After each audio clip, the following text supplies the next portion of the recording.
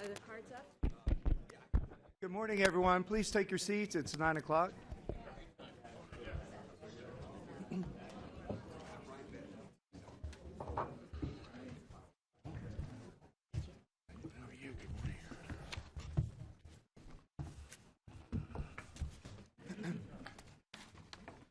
Good morning, everyone. It's 9 o'clock.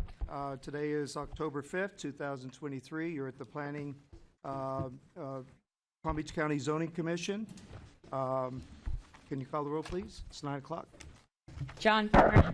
Here. Sherry Pavlik. Here. Mike Kelly. Here.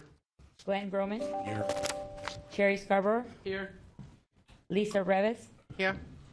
Alex Brumfield III. Here. Mark Beatty. Here. Jess Sowers. Here. And we have a quorum. Pledge of allegiance. Yes. Please stand for the pledge and a prayer. Lord, we ask your guidance today as we consider matters that will affect the safety and welfare of many people in our county. Help us listen with open minds to matters that are important before us and to act on those matters that will benefit those who reside in our area. Keep our minds open and alert, our hearts compassionate, and our comments charitable. Amen. Amen. Pledge allegiance to the flag of the United States of America and to the republic for which it stands, one nation, under God, indivisible, with liberty and justice for all.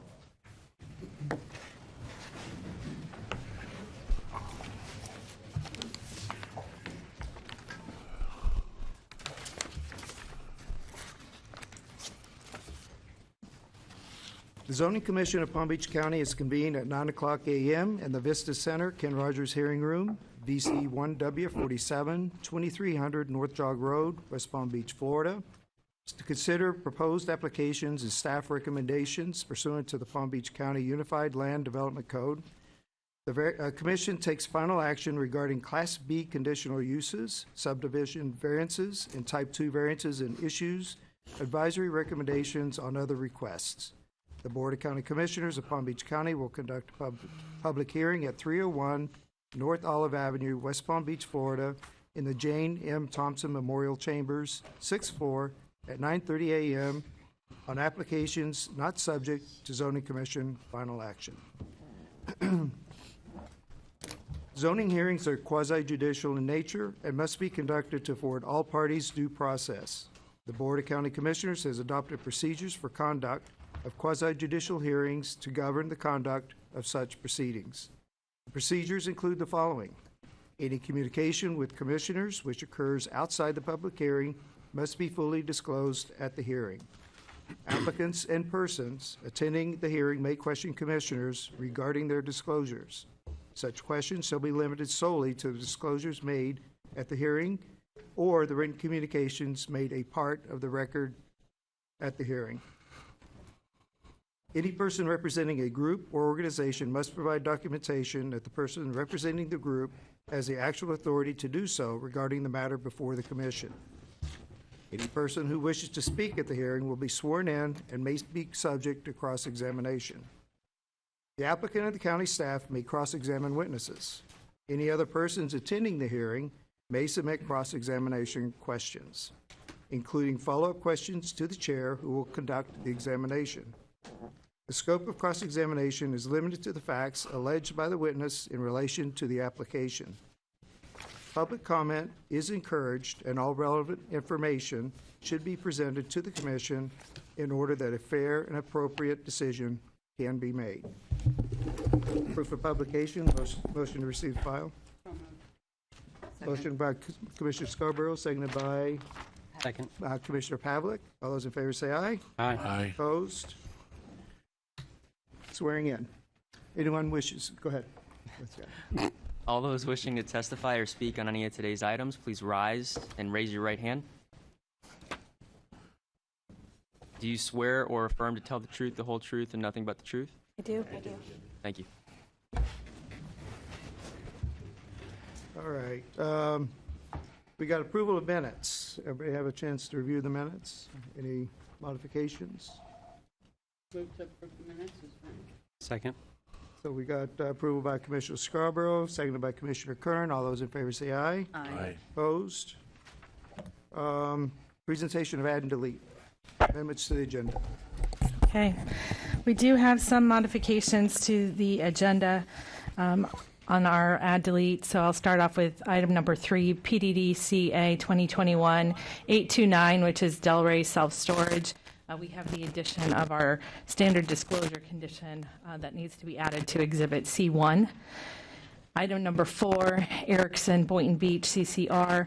We're amending the variance conditions to clarify some dates and the representation of zoning commission, not the Board of County Commissioners, adding a trailer, correcting a site plan, deleting condition number 4, and modifying a compliance condition.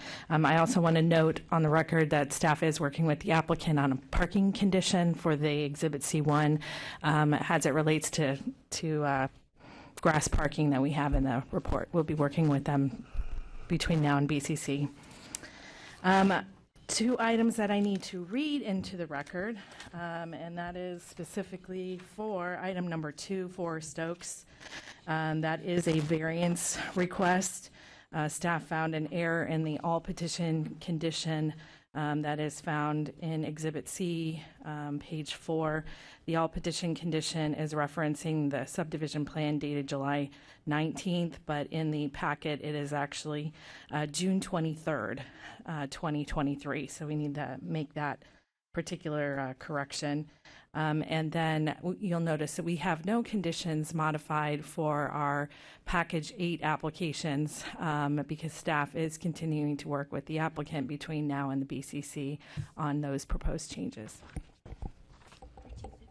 1350. Wait. Oh, the 1350. Yes, I'm sorry. Hyder West AGR, which I believe is an item number 12 on the agenda. ZBPDD 2022-00143. We do have an error in the variance table, specifically variance number 2. It's referencing 1,520 feet. The actual variance is 1,350 feet. So we will make that verbal and during our presentation as well. Okay, thank you.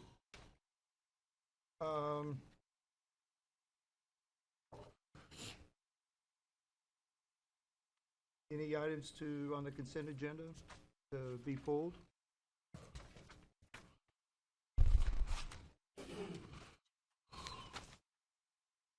No? Okay. Up the agenda, yes. Motion by Commissioner Kern, seconded by Commissioner Scarborough. All those in favor say aye. Aye. Opposed? Okay, disclosures for all items on agenda. Any disclosures?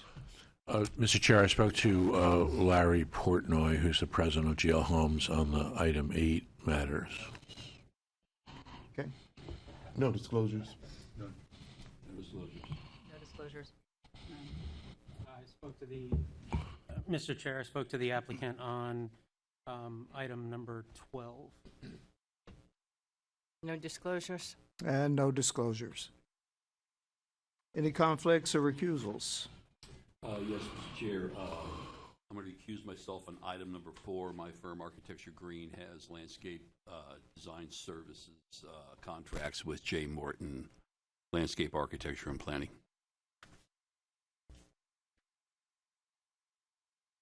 Okay, anybody else?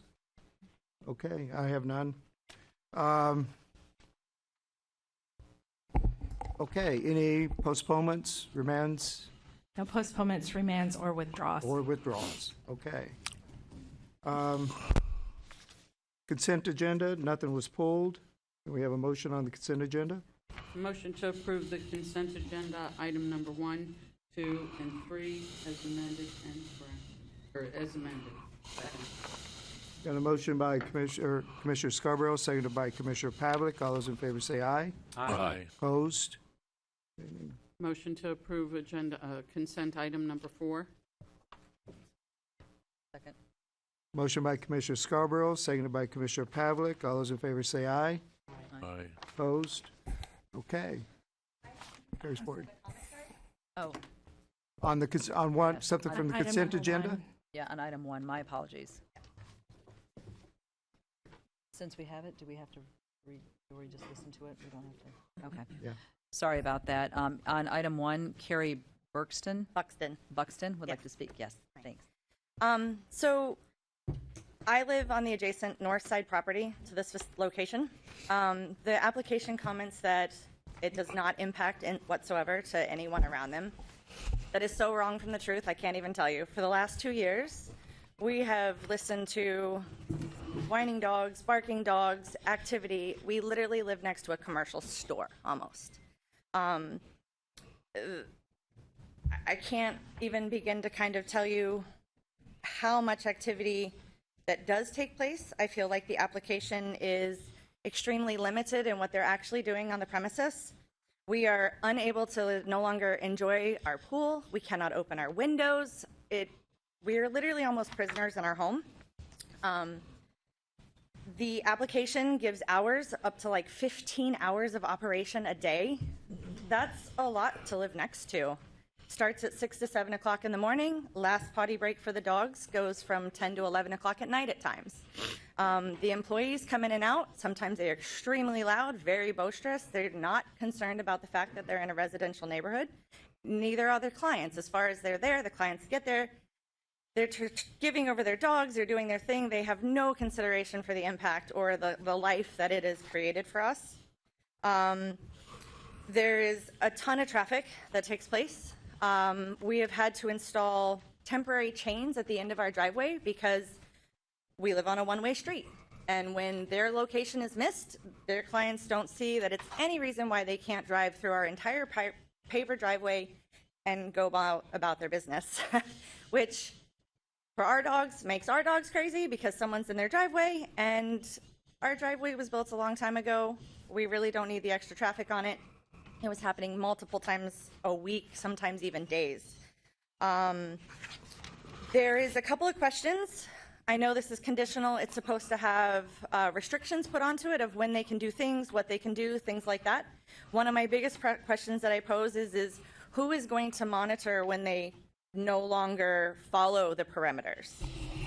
The response I got was code enforcement. Well, code enforcement, it has to be allowed access onto the property. So at that point, if access is not granted, how can we monitor that they're actually following the rules and that they are respecting their neighbors and the rules and following them? There's questions about the dog limit, about having 10 dogs. Does that mean they can have 10 boarded dogs, but then they hold a group class with 6 or 7 more? So how many dogs are allowed on premises? How many can be there at any one time? There's just a lot of questions. I feel like there's a lot of room for improvement, a lot of more things that can be set forth, that if we're going to even remotely try to make a workable operation out of this, that have to be answered before they can be granted this conditional usage. Thank you. Thank you. This item's already been voted on, so I don't know what we can do. Sure. So if any commissioners would like to reconsider it, you can do a motion to reconsider. So I'll leave that up to the commission. I just had a question. Yeah, go ahead. Maybe we could have staff answer some of her questions about those issues. Well, we've already reached out to her yesterday, and we are happy to meet with her and animal control staff between now and the BCC. I'd just like to remind the audience that this is not a final action on this item today. The vote that's before this commission is an advisory recommendation. The big day is the 26th, Thursday of October. So we're happy to sit down and address your questions between now and then. All right, thank you. Okay. First, I want to apologize for missing that. We should have picked that up earlier so that you had a chance to speak before it was just motioned and reviewed. But just so that you know, we do have an option to bring that back up, and I don't see there's any action. It's going to that go we're to gonna bring it BCC back. for final approval. And you'll have BCC So you'll- option to bring it back up there. And you can negotiate those concerns with staff in this 30 days, next 30 days, or whatever it is. Okay, so I don't think, since no one's willing to bring this back up, that anything would have changed. I So, have to say, it's disappointing. Multiple people knew that I was here, and for them to allow you to just kind of run through it was quite unfair Yeah, and I understand. poorly planned. Yeah, I understand. Thank you.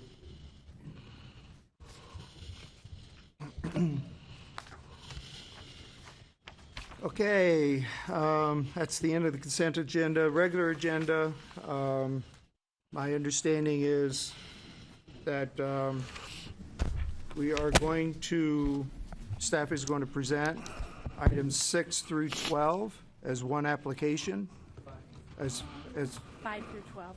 5 through 12. Oh, I missed one. All right, so thank you. 5 through 12 is going to be presented as one application. There will be motions individually for each application, but this will be presented as one. So please hold your comments. It will be treated as one. So all your comments will be treated as if it's one application, not as multiple. Thank you. Okay, so before we begin this, well, I'm going to turn it over to Kevin Fisher, who's our planning director, and he's going to summarize the planning applications that are not before you as a board, but are basically contingent on these applications are contingent on those requests. So he's going to summarize that for you. Good morning, Commissioners, and thank you, Wendy. Kevin Fisher, the Planning Director. So I'll be very brief. I just wanted to provide a little bit of context. This is a big application, so I just wanted to go through briefly what steps have previously occurred prior to the zoning applications coming before you today. So again, on your agenda, there are 8 different zoning applications. You have the Indian Trail Groves application, and then there are 7 AGR PUD applications. This was previously heard by the board, not these items. The planning items, which is what I'm going to focus on, involve modifications to policies in the county's comprehensive plan, as well as modifications to the previously adopted Indian Trail Groves project. At the October 24th BCC hearing, so later this month, the comprehensive plan items will precede any of these zoning applications. So essentially, those policy changes need to be made in the comprehensive plan in order for then the zoning application items to move forward. So if at that hearing the comprehensive plan related items are adopted, then it will proceed to the zoning applications that you all are hearing today.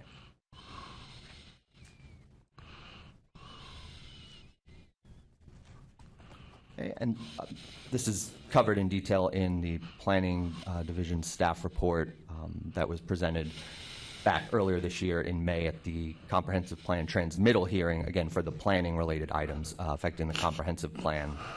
And a lot of the analysis focused on the agricultural reserve.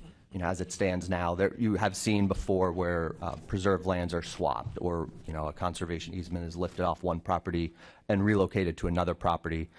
What this application would allow is for that to occur outside of the agricultural reserve, and for preserved lands to be located up north at the ITG site. And it also talks about the tier system, the purpose of those tiers, and what different densities are allowed. With respect to the north part of this component, the Indian Trail Grove location, there's a lot of discussion about the increased water storage, improved water quality and connections, and environmental benefits of what the applicant's proposing on the water feature up north. That is typically beyond the scope of what we would get into in a staff report for comprehensive plan changes, but it is integrally tied into this application. So the proposal does reduce the proposed development size of ITG by 1/3. Like I mentioned, it allows land in ITG to satisfy AGR PUD preserve requirements for development within the agricultural reserve tier. Again, that potential benefit for significant regional water resource benefits.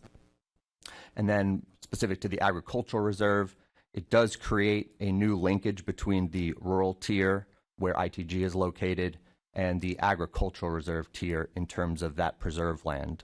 It does allow for increased development potential within the agricultural reserve tier. And we will note it does add additional workforce housing units within the tier, as they are proposing 277 workforce housing units.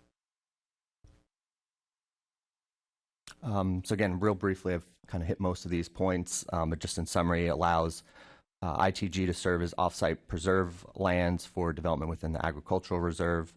It will replace existing agricultural reserve preserves with new preserve lands at ITG. Within the agricultural reserve, it will include an active park. You'll probably hear, later there's different acreage size proposed by the applicant and staff, but an active park, the 277 workforce housing units, and 1,000 age-restricted market rate units proposed at the Hyder West site in the agricultural reserve. And again, the Indian Trails Grove approval, the unit count would be reduced by a third from nearly 3,900 to about 2,600. It would also have a reduction in the amount of commercial space at that site as well. Real quick, this is a kind of overview of the tier system. You could see the grayish area in the western area of that southern county. That's the agricultural reserve tier. This is just to highlight the project locations. On the left, that is the ITG site. You can see there just northwest of our newest municipality of Westlake. And then on the right is the Hyder West property in the agricultural reserve there on the west side of State Road 7. And just so you can visually see at a broader level the location of those two sites with ITG in the north and Hyder West there in the south. And last slide, just some context. So specific to the comprehensive plan related application, staff had recommended denial of that. That was the recommendation of the Planning Commission last August. And then that item was heard at the BCC transmittal hearing back in May, and the board did vote 5-2 to transmit the item. So that allowed for the moving forward and being here today. And with that, that was just a brief overview I wanted to give. Okay, so now we can turn it over to the applicant to do the presentations. All right, thank you. Mr. Chair, before we begin, I wanted to amend my disclosure. So I spoke to Mr. Portnoy and Mr. Ratter from GL Homes on Okay, thank you for the clarification. Good morning. For the record, my name is Kevin Rattery, Vice President with GL Homes. I'm going to start my presentation this morning with an apology. About 3 weeks ago, I developed a non-COVID chest cold, which I am over, but it has stayed with me in terms of my throat. So I may sound a little wonky this morning for those of you that know me. I've presented before this commission numerous times over the last 25, 30 years, but my voice is a little off, so I apologize for that. This is a massive undertaking. Massive. It involves multiple applications. It has involved multiple planning, engineering, traffic firms. It has involved lots of staff time, which we truly appreciate them spending the time and getting into the details. We're dealing with the agriculture reserve tier, we're dealing with the rural tier, and the scope of the project and the complexity of the project is done for one very important reason, and that is because this type of project is moving Palm Beach County forward and meeting a lot of objectives and goals for long-term benefits to the county. It benefits both the rural tier, it benefits the agriculture reserve tier, and I want to stress to you that all of you are acting today under the presumption that on the 24th of this month, the Board of County Commissioners will adopt the comprehensive plan amendments, which enable the 8 applications that are before you today to be determined to be consistent with the comprehensive plan and can be approved by you and by the board. If the board doesn't approve the plan amendments on the 24th, all of these applications are administratively withdrawn because they lack the consistency with the comprehensive plan. So it's a little unique to you to be acting under an expectation of a future action by the board, but that's exactly what's before you this morning, is an expectation that the board adopts that and therefore your actions today are based on adopted policies within the comprehensive plan. The zoning applications are thereby consistent with the adopted policies, which is the very reason why you have a staff recommendation of approval on the zoning applications for all 8 applications before you this morning. So I'm going to give you a little more context, and I'm going to use aerials to do it because it kind of helps to geographically hone in as Kevin and Kevin this morning, so at least I won't forget names. The first piece of property involves the Indian Trail Grove property that GL Homes owns. It is within the rural tier. It is approved under an existing development order, which I will go into. It is located directly west of and north of the city of Westlake and west of the acreage proper. It is almost 5,000 acres in size. The Hyder West property is approximately 680 acres. It is located within the Agriculture Reserve tier. It is located directly north of Stonebridge Golf and Country Club, which is not located within the Agriculture Reserve tier. The Agriculture Reserve tier begins at the north boundary of Stonebridge, which is right here. The properties to the north and the properties to the east have all been developed under the rules of the Agriculture Reserve tier. They are either 60/40 AGR PUDs, or they are subdivisions that were approved under the 1/5 rules of the Agriculture Reserve tier.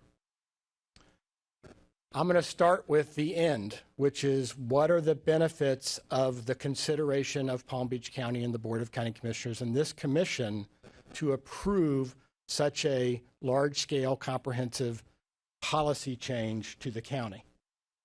1, Palm Beach County will receive 1,600 acres of land from the Indian Trail Grove property. It will be dedicated to the county for free. Within that 1,600 acres, there are 2 elements which are critical to this proposal. One is that GL will be designing, permitting, and building a water project. Our consulting engineer, Mr. Lindahl, will spend a few minutes this morning with you explaining what the water project is and the benefits that are derived from it. But there are benefits to the Loxahatchee River, the Lake Worth Lagoon, and the Grassy Waters Preserve. The other component of the property is leased agricultural land to Hunley Farms, one of the largest farming operations in the state of Florida. The lease revenue and the lease itself will be turned over to Palm Beach County, and the money that is received from that lease is then used to offset the operation and maintenance cost of the water project. We are building on-site 277 workforce housing units on the Hyder West property in the Agriculture Reserve tier. 152 of those will be for sale and 125 will be rental. It will be the largest for-sale workforce housing project built in Palm Beach County. By condition in the comp plan and the zoning conditions, they must be built on-site. They cannot be exchanged, they cannot be built off-site, they cannot be cashed out. They must be built on-site. We are timing the delivery of those workforce housing units on the Hyder West property to the timing of the adult community that GL is proposing to build adjacent to it, meaning when we get to 277 COs in the adult community, we have to be at 277 COs of the workforce housing units. To be clear, because this has been misrepresented by some over the course of these applications, we are building 148 more workforce housing units than we are currently required to do at the Indian Trail Grove property, and I'll show you a graphic explaining that, but I want to be clear on that point. At the transmittal hearing, we agreed to add 200 acres of a public civic site, which will be built by GL for family park improvements. GL is going to be conveying 25 acres of our Hyder property and the Agriculture Reserve tier that the county can use for a future park, and 20 acres of public civic sites for the county on that property as well. And we have 12 acres of private civic sites. I will show you graphics on all of these. I just wanted to run through them out front so you understood the scope and breadth of the application that's before you this morning. So let's start with the Indian Trail Groves property. This is an approved development order in Palm Beach County. It consists of 4,872 total acres of land. Under the existing DO approval, we are required to dedicate to the Indian Trail Improvement District 640 acres. That 640 acres is located directly east of their existing water catchment or their existing drainage impoundment area. When the acreage has flooding issues, a portion of their water goes into this impoundment area. This allows Indian Trail Improvement District to expand their drainage capacity in the geographic area. Under the existing DO, 1,068 acres of that is required to be agriculture and water resource and/or water resources. That land is under the control of and is not required to be deeded to Palm Beach County in any way, shape, or form. Somebody will get up here today and say, the county already has 1,068 acres of this property. Why should they consider taking more of the property? And the answer is no. The county doesn't have 1,068 acres of this property. That 1,068 acres is owned by GL, and we can do with it what we're allowed to do under an agriculture designation of that property. Oh, can you not hear me? I'm sorry. Thank you. I told you. Just come a little closer. I told you it'd get a little wonky. I've never been accused of being silent. Thank you. Can you hear me now? Okay. Yep, sure. You got 10 extra minutes? Do you want me to go back or? Yeah, I think it's important that they hear what you say. Okay. So I'm going to start here. This Thank is you. the approved development order for the Indian Trail Grove property. 640 acres of that is required to be dedicated to the Indian Trail Improvement District. It is located directly east of their existing water impoundment area, which provides drainage for portions of the acreage. This allows for Indian Trail Improvement District to expand their drainage capacity. That dedication, by the way, is free of charge. It's not monetary compensation by them to us. It's a free dedication of the property. We are required to set aside or designate 1,068 acres of the total 4,872 for agriculture/water resources under the ownership of GL Homes without any obligation to convey that property to Palm Beach County. The remaining property is the developable area under the existing Western Community Residential Development Order. That development order allows 3,897 residential units, commercial and office entitlements, as well as civic sites. This is the approved conceptual plan for Indian Trail Grove. There's the 640 acres, there's the 1,068 acres, and there is the developable area of the project, again consisting of 3,897 homes. The purple you see are civic site dedications, either to Palm Beach County or to the school board. The areas in red are the commercial and office, and the areas in the shades of light brown, medium brown, and kind of an orange or darker brown are the residential development areas of the project. So what are we proposing? We are proposing to amend the Indian Trail Grove development order to accommodate the request coming from the Agriculture Reserve area. We had a slight reduction in acreage by 5 to 6 acres because of an FPL take. But in this request that's before you today as part of the zoning application to implement the zoning development order, 640 acres will be dedicated to Indian Trail Improvement District, no change. But now we have proposed dedicating 1,600 acres to Palm Beach County, which will be the water project here, and then the leased agricultural property here and here. So that 1,068 controlled by GL goes to 1,600 acres. The remaining developable property, we have to still meet the requirements of the Western Community Residential approval and the comp plan requirements. So we modify the plan so that the remainder of the property not inclusive of the 1,600 acres for reasons I will explain to you, have to meet the requirements. We have to have 66% open space. We have to have 33% of the open space on the exterior of the project. We have to have 50% of the open space available for public use or public accessibility or the ability to walk in proximity to. And what ultimately is happening is we're reducing the number of units from 3,897 to 2,612. That's a reduction of 1,285 units.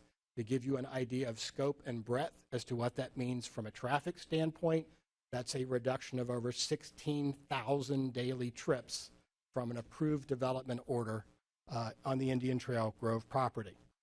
I will reference this piece in the future, which is the 200-acre Civic Pod F. That is the location for the future family park. This is the conceptual plan that is before the board.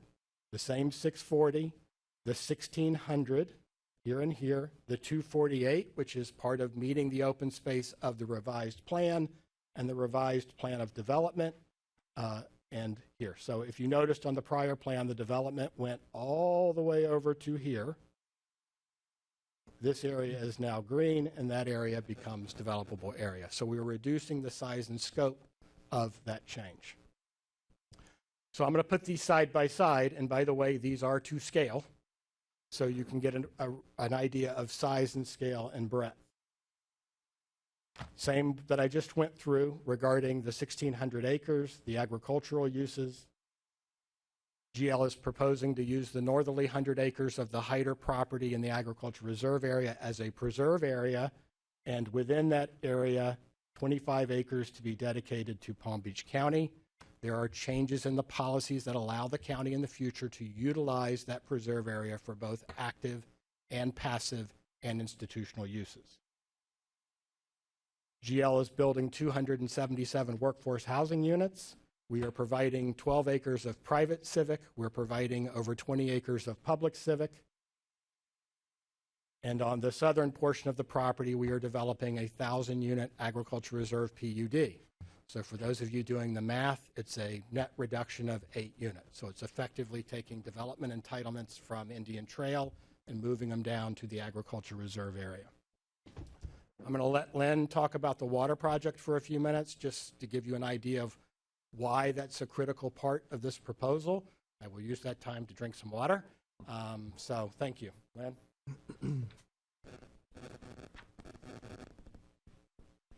Hi, good morning. My name is Leonard Lindahl, for the record. I'm with McVicker Consulting. I'm a professional engineer dealing with water resources. I'd like to first review how water management occurs in this area. When it rains, excess water flows down a canal called the L8 Canal, right here, down through C51 Canal and out into the middle part of Lake Worth Lagoon. Lake Worth Lagoon receives too much fresh water during the rainy season, so it's always been a goal to have storage be part of everything through here, so that you can store and treat the water before it gets in the lagoon, and you minimize the amount of fresh water that goes to the lagoon. Makes the lagoon too fresh. It impacts the ecosystem. City of West Palm Beach has a control structure located right here that pumps water up into the M Canal that flows into Grassy Waters. From Grassy Waters, it can go either to their water supply system, which is Clear Lake, or deliveries can be made up to Loxahatchee River to meet the river demands. Indian Trail Improvement District, their runoff can flow to the west, out the impoundment that Kevin referred to. There is an existing impoundment as well as the proposed impoundment that Kevin was talking about. It can also, the majority of the water flows to the south, down to the C51 Canal. In restoration talk, the M Canal corridor is called Flowway 1. In the future, as part of an approved restoration plan that the South Florida Water Management District and the U.S. Army Corps of Engineers did for the Loxahatchee River, there'll be a future connection that connects the MO Canal up to the western leg of the C18. That When that's constructed, will be called Flowway 2 in restoration talk. Palm Beach County has recently gone under contract to acquire 2 pits. They're called Cell 12 and Cell 13. It was on the County Commission agenda, I believe, two, maybe 3 months ago. The legislature has provided funding to the tune of $113 million for Palm Beach County to acquire these 2 cells. This provides regional storage, significant regional storage. It's 14,800 acre feet approximately of storage. So it can store a lot of that fresh water that I was talking about that can go out and impacts the lagoon negatively. So in 2010, there was a plan called the Northern Plan to restore the river, to restore the Loxahatchee River with regards to their minimum flow and level, as well as to provide for water supply and also help an in-trail with flood control. So this plan was recommended. It was the plan that was prior to the one that was just adopted by the Corps and the Water Management District. And it included a significant storage facility called the L8 Reservoir that South Florida Water Management District purchased in 2000, I believe it was 2007. This storage facility stores 25,000 or 45,000 acre feet. It's significant storage.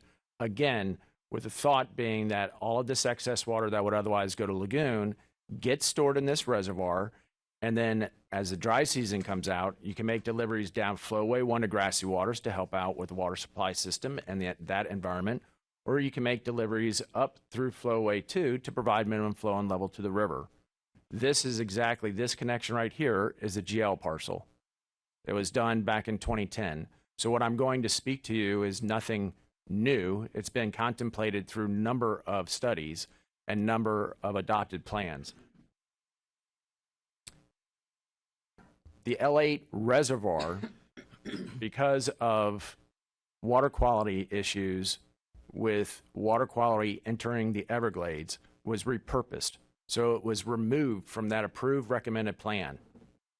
And it was repurposed that it would flow into the Everglades. In doing so, you lost all the ability for this large regional storage to store water that otherwise would go to lagoon. The replacement feature for it that South Florida Water Management District proposed and is part of the current approved plan is the Mecca site. It's a much smaller site. It includes an above-ground storage facility, nowhere near the size of the L8 reservoir, and it is not conveniently located to take regional storage discharges, regional stormwater discharges that go to lagoon and store it. It essentially uses Indian Trails runoff, stores it, and then supplies it to the river. So it's a scaled-down restoration project from what was originally proposed in 2010. This is the proposed project. You can see there's no storage out here. There's no connection from the L8 to the MO canal. Just has Mecca, and it essentially stores the water that is runoff from Indian Trails and then moves it up to the river.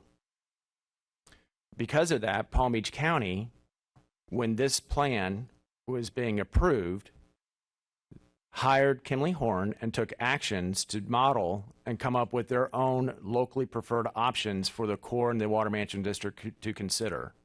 There were 3 options that they evaluated, and all 3 of those options included a connection from the L8 up to the MO canal, which utilized the GL property. So again, this is not a new idea. Just like the 2010 plan, it used a connection as well as treatment and storage on the GL property.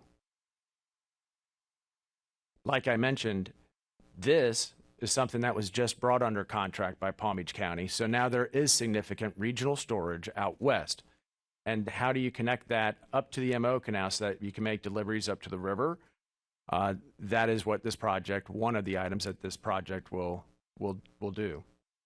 So as Kevin had mentioned, this is where the location of the project is. Zoom in, Kevin already covered this. The water resource project is up here on the north side. This is active ag lease that will be used to offset the costs of running the water resource project. In this area, this is known as Cypress Grove Community Development District. You have excess water that's flowing down the L8.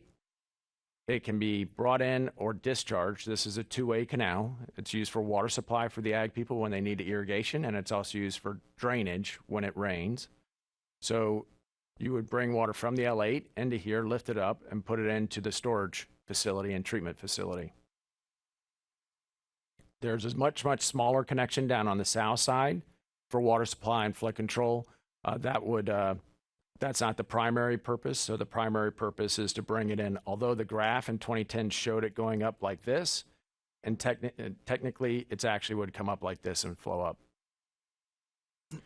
There's an existing residential area called Santa Rosa Groves that we've wanted to make sure that we're mindful they have minimal flood protection, so they get wet when it rains. So we wanted to make sure that we did not change anything and impact them negatively at all with regards to our project, which we haven't, because our proposed project is up to the north. So this is a zoom in of, here's the proposed project. It's roughly 3,000 acre feet. It'll be 3 feet deep, and at 3 foot deep, it'll store about 2,400 acre feet of water. It's not as significant as the cell 12 and 13, but it does provide storage. And its permanent pool would be 3 feet deep. When it rains, it would go up to 4 feet, and then just like our developments, it would bleed back down to 3 feet. So its permanent pool that it would be the deepest is 3 feet. The thought process in working with county staff is that this would actually be operated more in the 20-inch depth so that you can actually treat, remove nutrients that would otherwise stay in there, so that you can discharge it and have benefit to the regional system, especially since you now have this storage facility that's out west. Just a note, all of the facilities here are going to be electric pumps.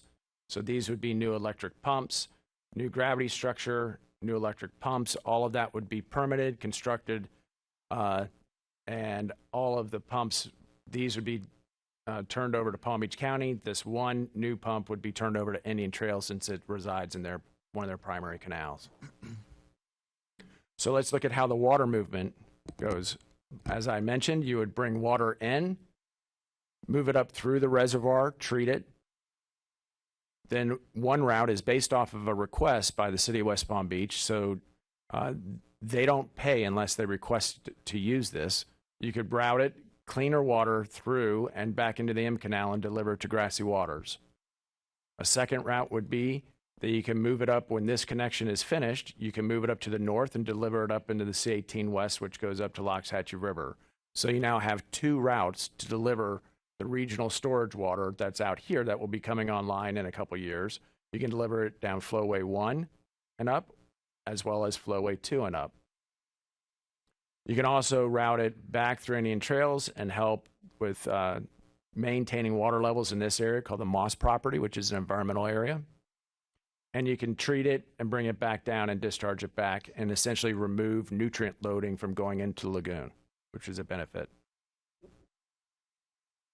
So the benefits, this project stores and cleans water that goes to Grassy Water Preserve, the City of West Palm Beach water supply system, the Northwest Fork Loxahatchee River. It provides a critical connection. One that I've illustrated is something that has been on the books for literally decades, connecting the L8 to the MO Canal, as well as it partially completes Flowway 2 as defined by Palm Beach County, because Palm Beach County was looking at doing that connection from the L8 to try to minimize the impact to lagoon, those freshwater releases. It reduces discharge to Lake Worth Lagoon. There's also potential that it can improve Indian Trails flood protection. The new pump station that I had just touched on that was in Indian Trails, they might be able to run that and give themselves a little bit better flood protection, as well as it can benefit their fire suppression. They rely on canal elevations in order to prevent fires. So they have to have water in their canals, and this is actually a way to be able to make sure that their canals can maintain proper levels. And it improves water quality that's being discharged to Lake Worth Lagoon. Currently, there's a memorandum of understanding that is being worked on by Cypress Grove Community Development District, the City of West Palm Beach County, and Indian Trail Improvement District. We're working out the operational protocols as to how this system works. This highlights the benefits that the Water Resource Project can deliver. Thank you.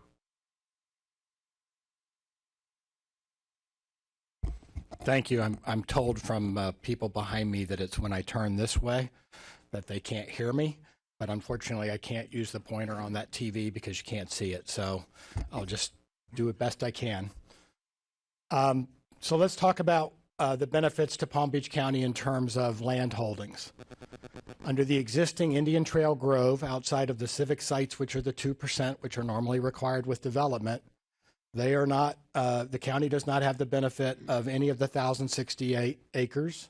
This proposal with the 200 acres for the civic site goes up to 1,800 acres under Palm Beach County owned and controlled property.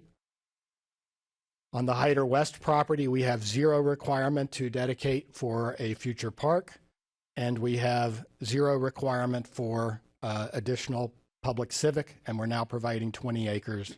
That's a total of 1,845 acres that now comes under the direct control of Palm Beach County under this proposal. I mentioned earlier about the workforce housing. The existing DO at Indian Trail Groves requires 10% of the overall project to be in the form of workforce housing. That is a requirement of 390 homes. We are going down to 2,612. That same 10% results in 261 workforce housing units. At Hyder West, obviously not approved property today. The proposed units is 1,277. The total number of workforce housing units is 277.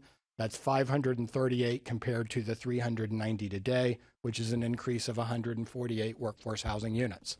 All the units, all 538, must be built on site, either at Indian Trails or at Hyder West. They cannot be cashed out, exchanged, or built off site.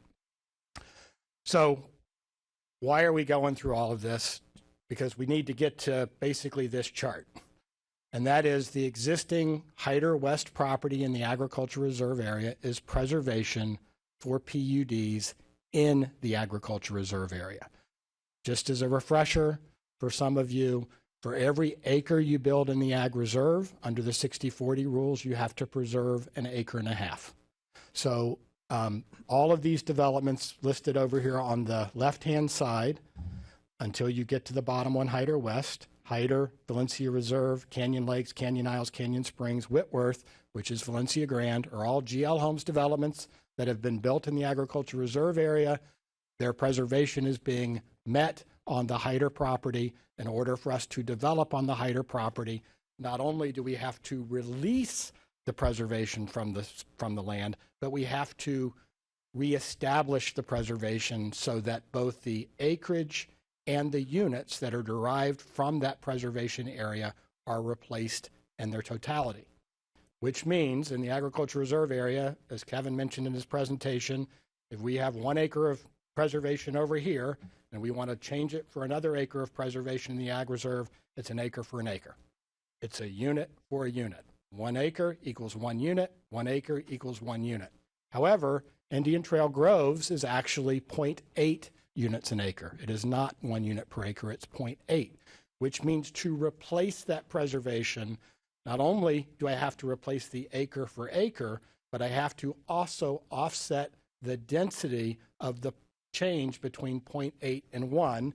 And just to help everybody out, that means that we have 23.84 acres in the Hyder PUD, which is Boca Bridges and Seven Bridges communities, built out communities. We have 23 acres of that property, which is preservation for that development. In order to replace that preservation and make it whole, we need 29.79 acres of the Indian Trail Grove property. So that 1,600 acres that's being deeded to the county and the water project being built on is utilized to replace the preservation on the Hyder West property, as well as the new PUD, the 1,000-unit adult restricted and the workforce housing and the civic, we have to preserve for that. So you've been here, some of you have been here a long time, and you have seen over the years multiple changes coming through the agriculture reserve tier. Commerce designations, essential housing designations, changes to commercial to allow more commercial out there. This project stays true to the fundamental tenet of the original agriculture reserve master plan, which is every acre you build on, you have to preserve an acre and a half. This is 60-40 compliant. The difference and the policy change that the board has to consider is to allow that 1,600 acres at Indian Trails to be the off-site preservation for these PUDs to keep them compliant. That's the policy issue before the board that the Board of County Commissioners has to decide on the 24th. You're going to have to assume today that they've made that decision and that these PUDs, which is why you have so many applications on your agenda today, are utilizing that change to replace this preservation with this preservation. And then the new PUD is using that to make the 60/40 requirements of its designation. And it's a 1.25 change. That's the easiest way to do the math. For 23.84 times 1.25, we need 29.79. This is the zoning preliminary master plan that is before you today as part of the zoning application. There is the 640. There is the 1,600. There is the 248. And there is the remaining developable area with the 2,612 residential units, the commercial, the civic, all of those elements. I mentioned the open space requirements earlier, the 66%, the 50%, the 33%. Not using the 1,600 acres, this project complies with the WCR. If I tried to use the WCR 1,600 acres to meet the open space requirements for this project, I would be doing what we commonly call in the business double dipping.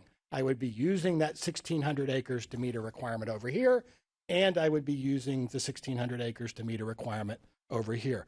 To be clear, the 1,600 acres is only to offset the loss of the preservation on the Hyder West property and to replace that preservation both in terms of acreage and units so that those PUDs that relied on that preservation are compliant with the code. This just shows you that not including the 1,600 acres, this PUD is meeting all of its open space requirements. This is the 200 acres. That is the subject to, I guess, some consternation from folks in the Indian Trail Improvement District area regarding the potential that that be utilized for a new park site, inclusive of potential ATV uses. We are presenting to the Indian Trail Improvement District on the 10th. That was a transmittal condition of the Board of County Commissioners. So I just want to make it clear to you, we are fulfilling our obligation to set that property up for that use and have presented to the county a proposed plan of development and proposed uses for that. Not to get into the details of it, but this is the conceptual site plan of it. It has an ATV area. It has a RV, recreational vehicle area for people to camp out. We've set up areas that can be used in the future for remote control cars and for bicycles, as well as for the water retention and other elements of that plan. That's really not a site plan that's before you. We're just labeling it as a civic site, and the board's going to have to make that policy call whether they want that to be continued to be called civic. So let's move down to the Hyder West property. I mentioned as part of my initial presentation that this piece of property was strategically chosen by us as to be the recipient of this proposal because of its proximity to and contiguity to existing residential projects. As you come from the south, moving north, you're in the West Boca area. That area is principally fully built out. Ms. Scarborough probably would appreciate knowing that that were true, but it's principally built out.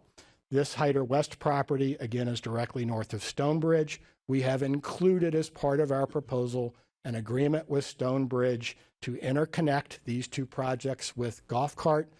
And we have entered into an agreement with Stonebridge to be able to be eligible to buy memberships of their golf facility because their existing residents are held in equity to that course. And as they sell, they pass that obligation on to their buyer. People are trying to get out of that arrangement. This allows GL to have a feature with our project that allows us to sell to folks the ability to have golf and the amenitized elements of the Stonebridge Country Club. This is the 100 acres to the north. This is the 1,000-unit GL community. And I want to make this point clear because I mentioned traffic earlier with regard to the reduction at Indian Trail Groves. Does this proposal generate traffic? Of course it generates traffic, but we purposefully designed this community to be a 1,000-unit adult restricted element because adult communities generate traffic substantially less than what a family unit does. It's like 10 trips per day for family, and it's around 4 trips per day for adults. So 16,000 plus trip reduction at Indian Trails. This community is around 8,700 trips in totality with regard to the adult and the workforce. So it's not quite half, but it's about a half reduction overall in the traffic. This is the PMP, Preliminary Master Plan, that's before you. There is the 1,000-unit GL adult community here. Here are the public and private civic sites, and here is the workforce housing element to it. I have a prettier plan to show you, so you're not looking at a black and white plan. This is just that plan converted to color. There is the 1,000-unit GL community. There are the 2 public civic sites.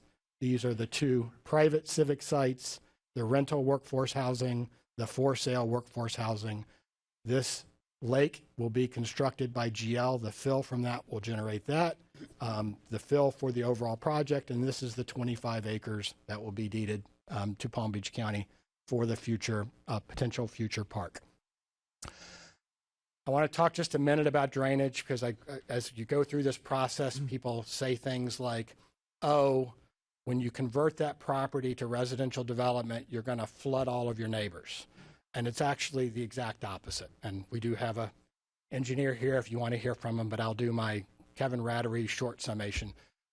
When a piece of property that is actively farmed gets a significant amount of rainfall, they immediately turn on their pumps and discharge that water into the adjoining canals. There is no treatment for that water. Whatever flows on the property gets dumped into the adjoining canal system. Whatever pesticides, herbicides, whatever else, get out there. There's no storage of that water occurring on a farm operation. When you convert a piece of property from a vested historical agricultural operation to a residential development, we have to build on-site retention. We have to hold that water. We have to put in littoral shelves. We have to clean that water. So to give you an example, if 10 inches of rain were to fall on that property, that farmer would immediately turn on the pumps, and it would take about 24 hours, plus or minus, depending on the number of pumps they have, for all of that water to get off the site. Why are they doing that? They're protecting their crop. On a residential development, that same 10 inches of rain, we have to hold day and a half, and then we get to discharge at like an inch per day. So instead of it all occurring within a 24-hour period, it occurs over a 10-day period. Residential developments hold the water. We have to meet South Florida Water Management District criteria. We have to meet Palm Beach County drainage criteria. So when somebody says the farming operation, when it goes away, we're going to flood the adjoining properties, it's not correct. This is just a blow up of the northern elements. I want to mention the 2 Palm Beach County public civic sites here. We have worked out arrangements already with regard to the utilization of our private civic sites. Private civic site 2 will go to the Jewish Association of Residential Communities, JARC, and JFS, Jewish Family Services. Their use on that property is for 65 and older seniors that are income limited, as well as people with intellectual intellectual disabilities. So that is the intended use here. And then we have a temple. There's not one temple located within the agriculture reserve area, a temple and Torah Academy for a private school. So we're trying to incorporate elements of the community that are not being provided for currently as part of the overall development plan. This is the 152 for sale workforce units. This is the 125 rental units. I'll show you elevations and floor plans of those in a minute, but they are the exact same unit. They're built exactly the same. One is condo, one is rental. This is just the breakdown. This is one point of contention between GL and staff that the board will have to decide on the 25th. We have broken those into all 4 of the income categories under workforce housing. Staff wants the for sale to be capped at the 120% rather than allowing a quarter of the units to be 120 to 140. no disagreement on the rentals. A little hard to see because of scale, but these are the floor plans of it. The end cap units range from 943 square feet to a little over 1,000 square feet. They're 2 twos, upstairs, downstairs, and then the internal units are 2-story units, 2-car garage, which would be the 120 to 140, and then the single-car garage. This unit right here is over 1,700 square feet under air. It is a 3, 2.5 with a 2-car garage. Just for reference, that unit would sell in today's market for over $600,000, maybe even close to $700,000. It's going to be capped in the low 3s under the workforce housing program. I'm sorry? Quiet, please. Oh. You'll have your chance during public comment. Thank you. These are just elevations of the workforce housing. The 6 DOAs, it goes back to that chart earlier where I said this is kind of the meat and potatoes of the application. These are the projects that are needed to do the DOA, some of the applications before you today. The Hyder property, which is 7 Bridges and Boca Bridges. The Lions West property, which is known as Valencia Reserve. Whitworth, which is Valencia Grand. Canyon Lakes, Canyon Isles, Canyon Springs. Again, those applications are pretty simple because it's just replacing preservation from the Hyder property with preservation from the 1,600 acres, replacing the preservation, replacing the unit. This is just a layout to show you how the existing Hyder West property has been carved up in preservation over the years. Again, if I could use that first example from the chart, we had 23.42 acres of Canyon Isles. That's this little orange area here. That's part of the preservation for the project. We would have to replace that 23 acres with the 29 acres at the 1,600 acre. This is just showing you that same chart, that all of these on the right multiply by 1.25 because of the density differential. We need 29.79 acres of preservation at Indian Trails to replace both the unit and the acreage for the Hyder property preservation. Mentioned this earlier as well, the Hyder property is still compliant with the 60/40 regulations. We're using the off-site preservation, the 1,600 acres, but it is still 60/40 compliant. A lot of the applications and changes that have come through in the Agriculture Reserve over the last 5 to 10 years have modified that ratio of preservation to development, meaning less preservation and more development. We are staying true to the 60/40 preservation requirement, albeit off-site in the Agriculture Reserve, from the Agriculture Reserve area to Indian Trail. We do have a variance, which you are acting on today. You are the final regulatory authority. Within an AGR PUD, you're required to have a 50-foot perimeter AGR buffer where you abut up against certain elements. And I can go back to the site plan to show you, but it's a little easier if you remember this area was all green on our plan of development. That is an existing area that's native uplands and wetlands, and we want to keep it as native uplands and wetlands. And if we don't get the variance, we have to tear out uplands and wetlands to put in trees 25 feet on center. So we're only asking for the waiver where we have areas where we've already got vegetation. We're not asking for a waiver of the buffer elsewhere on the plan of development. I have to say this because the attorney wants me to say it, but I'm going to say it anyway, so I apologize. As you noticed in your staff report, all of the projects that are before you have been determined to meet all of the requirements of the code for development order amendments, type 2 waivers for cul-de-sacs. These are the references. These are just the standards have been met. They're in the justification statement. They're in the overall applications. This is for the Hyder West property. This is for all of those 6 PUDs that are doing the replacement, that we've met all standards for the development order amendment pursuant to code and condition. So I'm almost done, so thank you for your indulgence. Where we agree to disagree, I guess is the nice way to say it politely. There are certain components of this proposal where GL and Palm Beach County staff are in disagreement. All of these are going to be policy decisions of the Board of County Commissioners, so they will be decided on the 24th, but I would be remiss in not at least mentioning what they are to you, so you have that understanding when we go through. On Hyder Preserve number 1, that 25 acres, that northerly piece with the lake and the 25 acres, we are proposing to dedicate to Palm Beach County 25 acres. Palm Beach County wants us to dedicate 50 acres. They want us to actually build an active district park for them, and they want us to pay $300,000 a year for the next 20 years for the county to maintain that park. We obviously do not agree to that.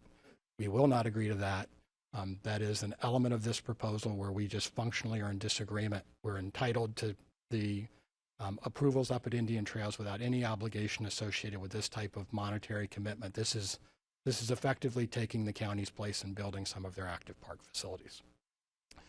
Indian Trail Groves, I mentioned the 200 acres for the family park, the ATV, RV area. We're just trying to work through, I guess at the end of the day, what improvements the county exactly wants us to do compared to the improvements that we're willing to do. And it's quite tedious to get into that stuff because you start talking about bathrooms and all of those types of things. But at the end of the day, we have some functional disagreements regarding how long the ATV parks, those types of things. But again, I think that's a policy decision of the board. I mentioned the difference in the for sale workforce on Hyder West. Staff wants 120. We want the ability to use that top tier range. Had we known we were going to be stuck with this, we would have designed units that were smaller and didn't have all the amenitized elements of the community just to meet a requirement. We really need that tier. One of the things that they've told us is they don't see a lot of people that are qualifying in that 120 to 140 range. And so there's not a big pool of folks that would be available to us to be able to sell these units to because they have to meet those income qualifications. Respectfully, that's our problem. If we build the units and we can't sell them because we can't find people that meet those income qualifications, then we're going to have units that are CO'd out there, and we're going to have to make the business decision whether we want to trunch down, as it's called, and go into the lower tier. But we at least want the opportunity to be able to build in the tier that the units were designed. The water resource conditions, and I think you'll hear from Paul Linton, who's the county's water resource manager. Paul is an extremely intelligent, bright engineer, and he writes like an intelligent, bright engineer. I think I need to go get an engineering degree just to be able to read his conditions of approval. We're still working through those things. It's a lot of detail. There's a lot of meat and potatoes, as I like to say, and those types of things. So we just need to continue to work with Paul and staff to kind of get through some of those elements so that we can make sure that what we're delivering and what the county's after are the same. So I appreciate Paul for all he's done in this process explaining. I'm sure you'll hear from him. Timing, this is the last piece, I promise, before I close. One of the criticisms we got of the transmittal hearing was that we wanted to time the delivery of the water project on Indian Trails to delivery of units at Indian Trails. And staff was very desirous of tying the delivery of the water project and other elements at Indian Trails to the Hyder property, to the 1,000-unit adult restricted community that GL was building. So we've worked with staff, and here's where we have ended up. One we're still kind of in debate on, but I'll explain that one. For the Indian Trail Grove water project, the 1,600 acres, it's the dedication of the land plus the improvements at the water project, conveyance of the leases. At 360 COs of the adult community on Hyder West, that water project's got to be completed and delivered to the county, or no more COs will be issued. On Indian Trail, we have to have that done before we get our first building permit released. So there's a tie to that water project at Hyder, and there's a tie to that water project at Indian Trails. The 25 acres, the subject of debate between 25 and 50, we have to convey that over to the county at 600 COs at the Hyder West property, or the 261st building permit at Indian Trail. The 20 acres is just an agreed upon date, April 24th, 2026. And then the family park element, this is where we have a little difference with staff. They wanted at 500 COs at the Hyder adult. We wanted at 720. As I explained to the board, that water project is millions of dollars to design, permit, and build. We wanted to at least have some income coming in on the backside, which is development at the Hyder West. They've added in this obligation for the 200 acres. We wanted to at least have some movement to be able to go from 360 up to a number that was workable for us. We asked for 720. Staff is at 500. We are in agreement 261 building permits at Indian Trail. So that 500 to 720 is really the only difference in timing related obligations with staff, to my knowledge. So I'm just going to hit these summaries again. We're already entitled to 3,897 units. So if the county commission decides, which is their decision to make, that they don't want to move forward with this proposal, they deny that request, we go back to the current plan of development at the 3,897 units at Hyder West and go about our business. We talked about the workforce housing. We talked about the acreage dedications. We talked about the public and private. We talked about the 200 acres. Now I'm done. Thank you very much for your time. Thank you. Any comments or cross-examination from staff? No? Okay. Mr. Chair. Okay. You know, back to the Hyder property and the agreement with Parks and Rec, the agree to disagree with the county on the park project. You know, all I can tell you is that 25 acres is not enough to do a park that's got any substantial recreational facilities in it. 25 acres gets you 3 soccer fields and some parking, maybe a little maintenance building in the corner. You know, to do a district park, they need 50 acres. So that's my comment with that. I know there's some negotiations to be done there between now and PCC, but my 2 cents is in as designing parks, you got to have 50 acres. 25 is not enough.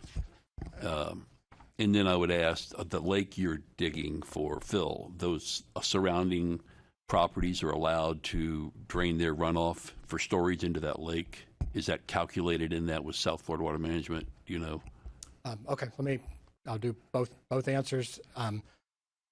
I am well aware of the district requirements for a 50-acre park. The concept that GL is putting forth to the county is it's 0 or it's 25. So you have no land to be able to do any park improvements under the existing development order obligations that are associated with this property. Those are all lands controlled by GL Homes. They're preservation. So we're giving the county an opportunity to effectively have 40 acres of land because of the 2 public civic sites that they don't have today and wouldn't have tomorrow. So while I agree with you that a district park in its full elements, and I'm well aware of what you did at the Canyon District Park, this is an opportunity for the county to at least have some opportunity to meet some of those. Did they have any dedicated land in the original agreement with your 39 and change units? You're talking about at the district Canyon? You said if you can't have your way, you go back and build 4,000 units. Oh, we have. Did they have any dedicated land acreage for parks in that particular? They do. arrangement? There's 43 acres. It's one of the purple boxes up on the plan. It's immediately west of I think it's District Park F. Samuel Friedland Park is the name of it. That civic dedication is for the sole purpose of the county being able to expand those park facilities, but that is a dedication of land, not an obligation. On the original? Under the original DO and under the proposed DO, the same 43 acres is being dedicated to the county. Okay. In answer to your drainage question, we are not allowed to utilize the lake for meeting our storage for the adjoining development. That crosses the line of development utilizing preserve to meet a requirement of the development. Okay, so that's preserve storage. That's preserve storage and for fill. Fill and correct, preserve GL fill, storage. we are allowed to pass water through it because our outfall is at the northwest corner. But parks would have to store their water on their 25 acres. And I didn't make this clear, and I apologize, but in the conditions of approval in the DO, whether it's 25 acres or 50 acres, we have to provide drainage for that 25-acre site or the 50-acre site from the adjoining lake. The county does not have to put lakes on their property. Thank you for mentioning that so I could clarify that point. Okay, well, that's just, it sounds like you've drawn the line in the sand, but hopefully you can do some negotiations between now and BCC, because I think it's a good project going forward, what you've done here. But it's my 2 cents. Thank you. Commissioner Reeves? Mr. Rotary, can you clarify the Indian Trail Grove property, the 1,600 acres? I heard you use both terminology. Are you going to dedicate that to Palm Beach County, or are you going to deed that to Palm Beach County? Well, to me, they're one and the same, but you're an attorney and you probably are going to correct me. So my apologies for we are deeding that land to Palm Beach County. Palm Beach County will hold the title to that property with the water project completed and with the agricultural lease from Hunley Farms. Thank you. Mr. Scarborough? I do want to disclose that I was in attendance of several meetings where GL Homes gave presentations to the West Spoke Community Council and some of the communities regarding the project, but never one-on-one with them. And I want to comment on the drainage, and that is the communities that are behind Hyder West. They do have an issue when it rains and the farm releases the water. The roads are flooded out. The county's gone down several times with pumps to try and pump the water off the roads, and I do believe that it will help them tremendously when the property holds its water. And that, by the way, is preservation to preservation, so that's okay. It's just we can't do development to preservation. So. All right, thank you. Any other comments, questions from the board? Yeah, I appreciate the reference about the agricultural versus the residential and the drainage.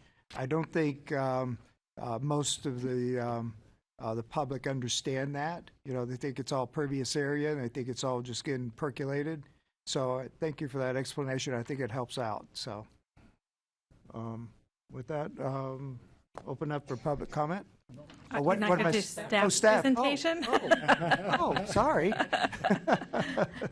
And I will do very short. I do not want to repeat what we already have in our staff reports, but I will do similar to what Kevin has done, but probably not as great of graphics that he has. But so our presentation is 5 through 12, Indian Trail Groves, Hyder AGR, Lions West, Canyon Isles, Canyon Lakes, Canyon Springs, Whitworth AGR, and Hyder West. So the first application, item 5, Indian Trail Groves, is subject to FLU and zoning. We got the WCR future land use, the WCR plan unit development zoning classification. The proposed acreage is 4866.10 due to the deletion of land area. The request before the board right now is 2 requests. We have a development order amendment as well as a type 2 waiver. And these requests are contingent upon the FLUA conditions and approvals of modifications to policies and objectives text in the plan, as everybody's previously presented by Kevin and Kevin. And the site is subject to those changes as described earlier. As stated, planning staff is recommending denial of those recommendations. The Planning Commission recommended denial. However, the BCC completed what you would call step 1 and transmitted this application, the planning application 5-2. Once Zoning Commission provides their recommendations, all 8 of these applications will be presented concurrently with the planning items on October 24th. So it'll be a joint presentation on that day. And Kevin had previously shown this. This is the conceptual plan as part of the changes to the comprehensive plan back in 2016. There is references to what they call the conceptual plan, and the conceptual plan has conditions and policies and objectives in the plan that they have to comply with. So this is the original one, and this is the proposed one. So they're showing you side by side, and Kevin kind of went through that in detail, but I have them side by side where you can visually see what those changes are by the colors that they have proposed. The subject site is in that Western Community Overlay. The overlay and the zoning district were created in 2016, where those changes were part of the comprehensive fluid designation based on BCC adopting changes to the text of the comprehensive plan. Originally, the zoning application back in 2016 were proposed to run concurrently, however, was withdrawn. And then subsequently in 2019, the zoning application moved forward and was approved for the development on the left. Our history is described in the staff report. The left is the current approval, as I had mentioned, and the right being the proposed conceptual plan by the BCC, and ultimately sets the stage for those zoning applications, the 8 ones that you have before us.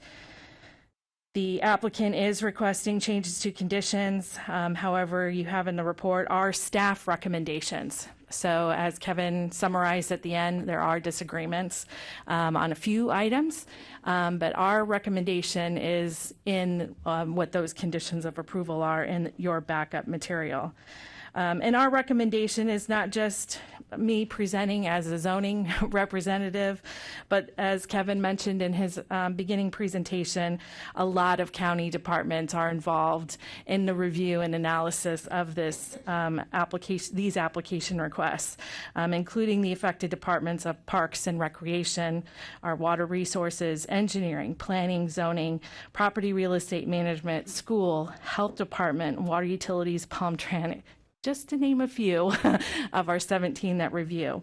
So our recommendation is to serve the county residents. And you know that we have a comprehensive plan, and our plan sets out those stages and objectives that we have to follow.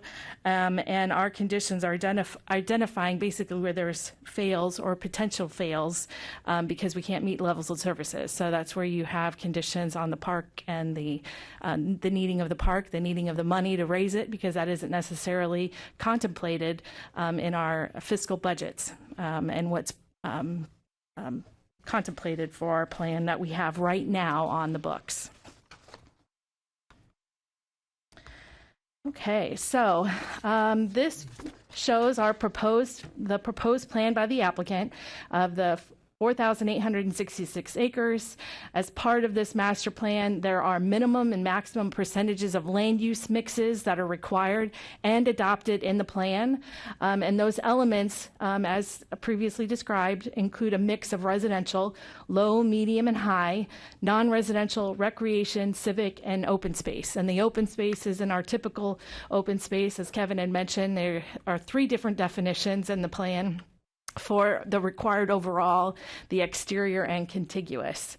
And that map that's in the backup shows the different colors.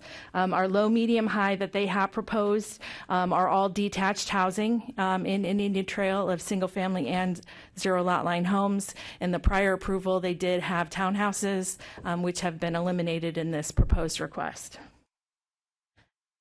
Okay, so this is the one of the requests here.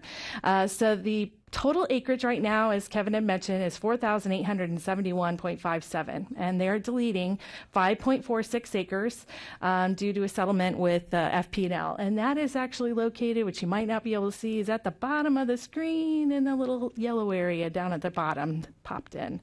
But that's where that 5 acres is at the bottom.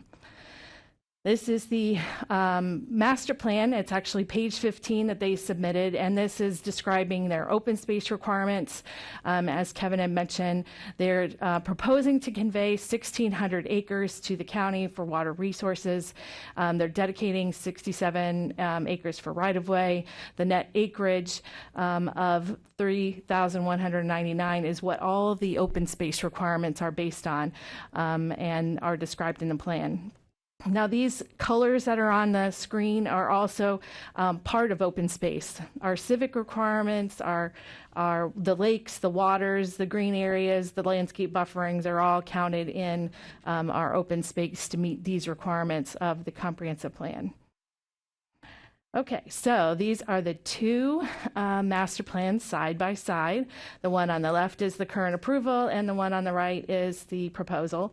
And this is the green area for the 640, as well as their 1,000 acres that they had. And this is not including their waters and lakes and so forth. These are just the big areas.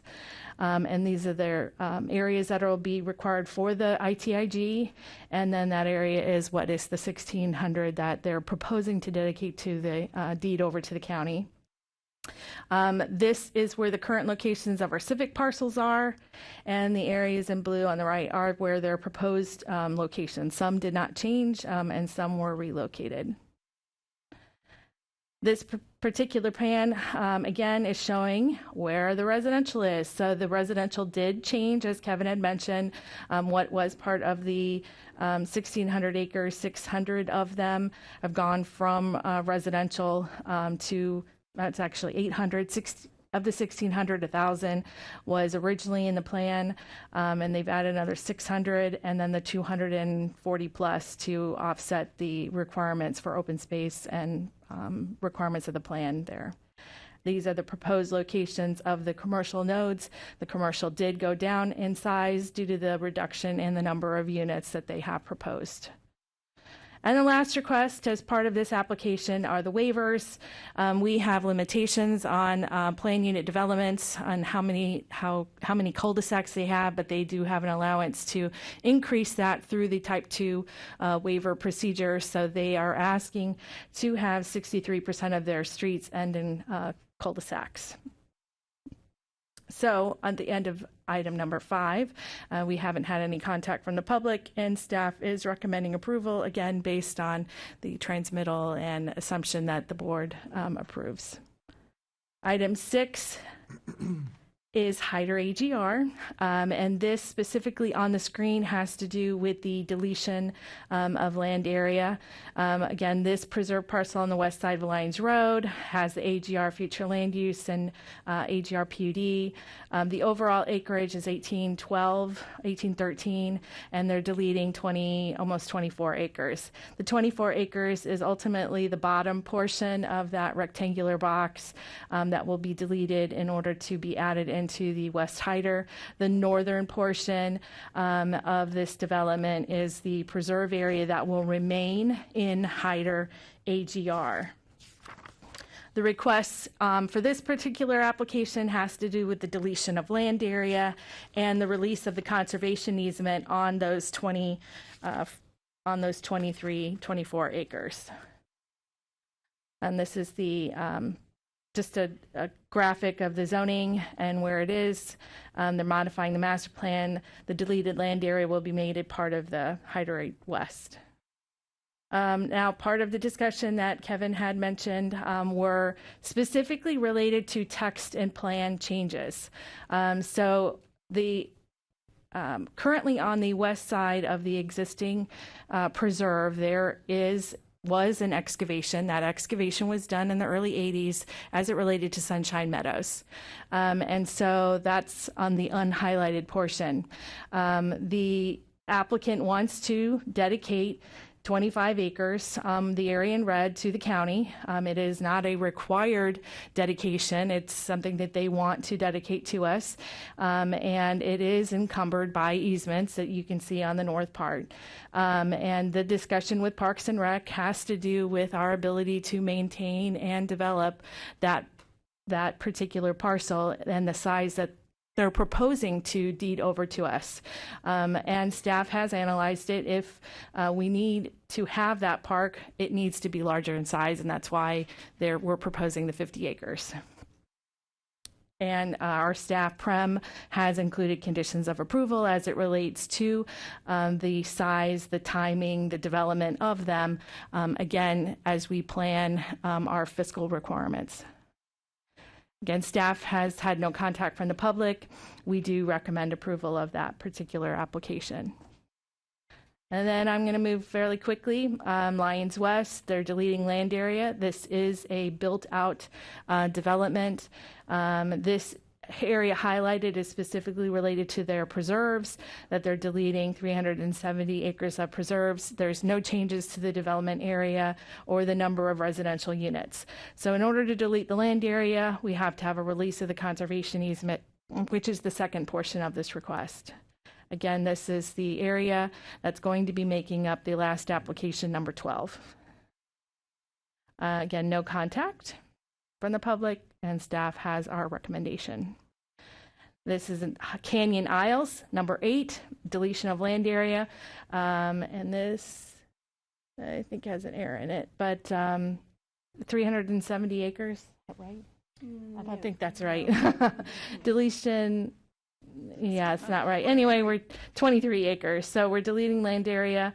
And again, this is a conservation easement area. No changes to the development area. It is built out in the area, and staff recommends approval. 23.42 acres, that's what they're deleting. Okay, moving on, number 9, Canyon Lakes. And this is the area in which they're deleting from Canyon Lakes. Again, the preserve area, the deleted land area is 19.09 acres, and again, have to release the conservation easement on that particular application in order to delete it. No changes to the development area.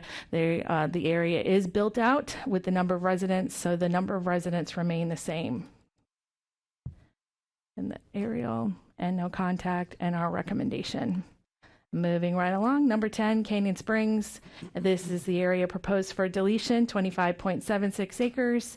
The remaining development area, again, no change to it. It is a built-out project, and they will need to release the conservation easement over that particular property. Whitworth.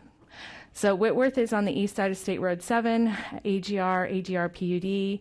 This one also is requesting to delete land area, 90.44 acres. This particular development is actually under construction, so it hasn't been built out yet. And so they're looking to delete this in order to create Hyder West. As part of an administrative approval, they did reduce the number of units in the overall plan unit development, and is reflected in the master plan that is in your backup material. But the reduction in units was already happened through an administrative process. So again, that's the location and the master plan, and we have had no contact from the public. And that brings us to the last request, which is item 12 and Hyder West. So the deletion of all those areas from each of those prior PUDs is going to create the boundaries of the new Hyder West PUD. There will be no preserve in the ag reserve for this. They will be using the 1,600 acres, along with the prior applications are all using the 1,600 acres as their preserve requirements for their residential developments. As part of this application, we have also the request for the type 2 variance. This is rezoning from AGR because there is a small pocket in the center of this area that is still AGR and not part of a current PUD, and then the remaining parcels will remain as AGR PUD. And this is the boundary. You see the little hole in the middle? That's the portion that's rezoned from AGR to AGR PUD. And this is the overall master plan. So this master plan that's proposed has 17 residential pods, 1,277 dwelling units that are detached and attached, 2 public civic pods, 2 private civic pods, and 3 recreational areas, and it's meeting the minimum open space requirement in the development area. It is located in a newly proposed overlay called the West Hyder Overlay, and that's part of the text changes to the comprehensive plan. And the variance, as noted, has to do with the perimeter buffering around the existing wetlands and around a polishing pond that we've labeled as preserve. The polishing pond is directly related to Sunshine Meadows, and if you're not familiar with the polishing pond, it is a sewage treatment area for Sunshine Meadows. access is from State Road 7. So this is the area, just like Kevin had presented in green, for the location of the elimination of the buffers. And I, again, had an error in it. So it is 1350 for the second variance and 470 for the first variance to eliminate those buffers adjacent to those wetlands, as well as the preservation of the polishing pond. And staff has our recommendation. We've had 2 contacts from the public on the impacts of Sunshine Meadows and traffic concern. Staff does recommend approval of the variance with the correction on the numbers, and staff recommends approval. So again, in summary, those 8 applications with the deleted land area will be utilizing the 1,600 acres in ITIG. So that's all that I have. Try to go as quickly as I could. Thank you. Any cross-examination from the applicant on that presentation?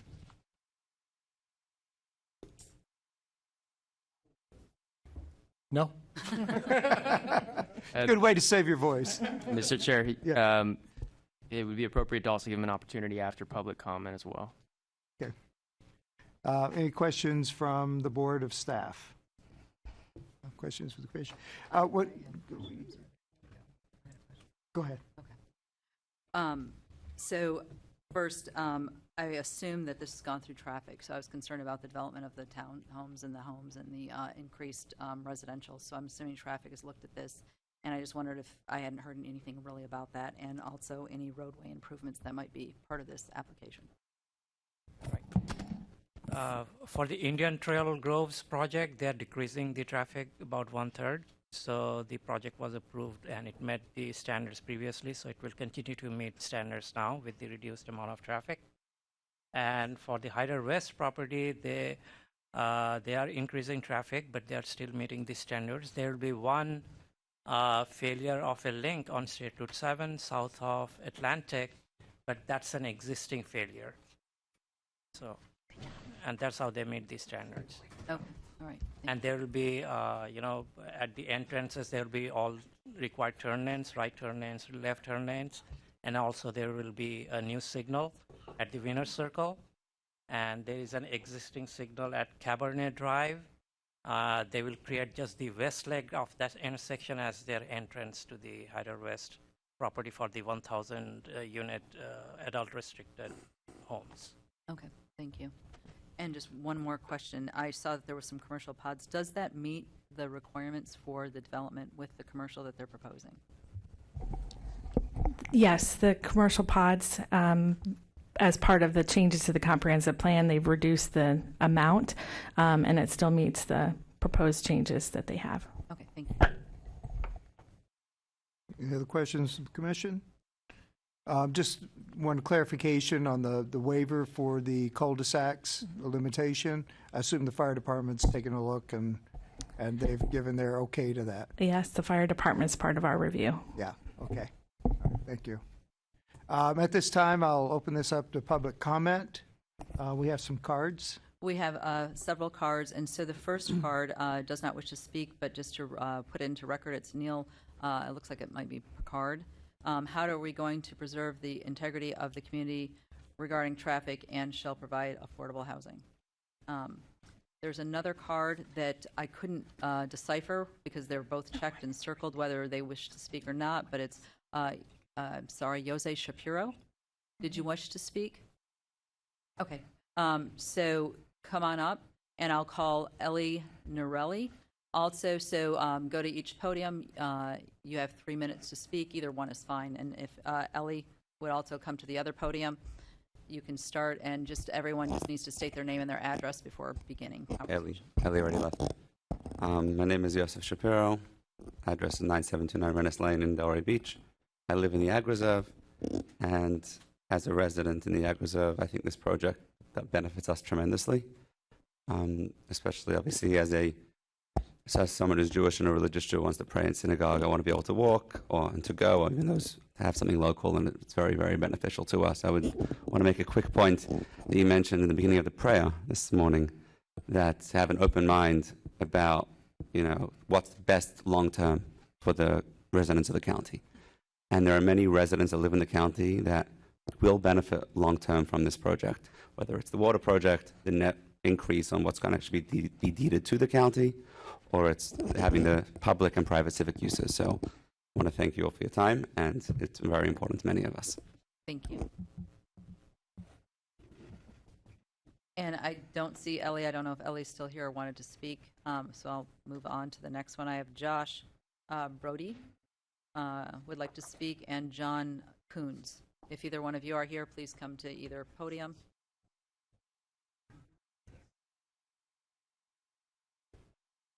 Me? I'm actually Jeff Coons. My formal name is John. I want to take a personal point of privilege to apologize to planning and zoning staff for all the problems I caused them over the years. My name is Jeff Coons. I moved here 50 years ago. My family's in the Pepsi business. We did really well. I'm trying to do good. I was a member appointed by Carol Roberts on the Planning Council in 87, 88. I became a city commissioner in 89 through 2000. I was a county commissioner 2002 through 2010. During that time, I served on the Planning Council the whole time. I chaired the TPA, and I got pretty deeply involved in water because Grassy Waters is the lungs of the north end of Palm Beach County, and it's a surface water system, and it's completely unique. And so when I was county commissioner, we formed the Water Resource Task Force. We worked really hard. 2000, the Everglades Act was passed. One of the highest priorities of the Everglades Act was getting water to Loxahatchee River. The source of the water for Loxahatchee River is Grassy Waters, okay? And in the 90s, the largest land purchasing program on the planet was Palm Beach County, spent $1 billion, bought all the county natural areas that are interconnected in these systems. I don't know if staff has the regional map they could flip up. Is that possible? So I've been working on water forever. Len Lindahl did not mention, Len Lindahl Jr. mentioned that his dad was a board member and basically secured that L8 canal, that L8 basin they talked about. The L8 was a reservoir of 43,000 acre-feet of water. It solved all our problems. We were 20 years ahead of ourselves. Last 20 years, we've gone completely backwards. They repurposed that water, going to send it south. And so we've been trying to put together these programs. The GL proposal was actually an Army Corps proposal from 40 years ago. Right now, all the water basically goes west, floods into the L8, and then gets discharged into C18. This is redoing the plumbing, sending the water back to the east where it historically wants to go. The Lox River, you're not going to see it, but basically it's got streams and creeks in Martin County and in West Palm Beach. And 25 years ago, DEP was screaming at the water management, get more water to the districts. It's called MFLs, minimum flows and levels.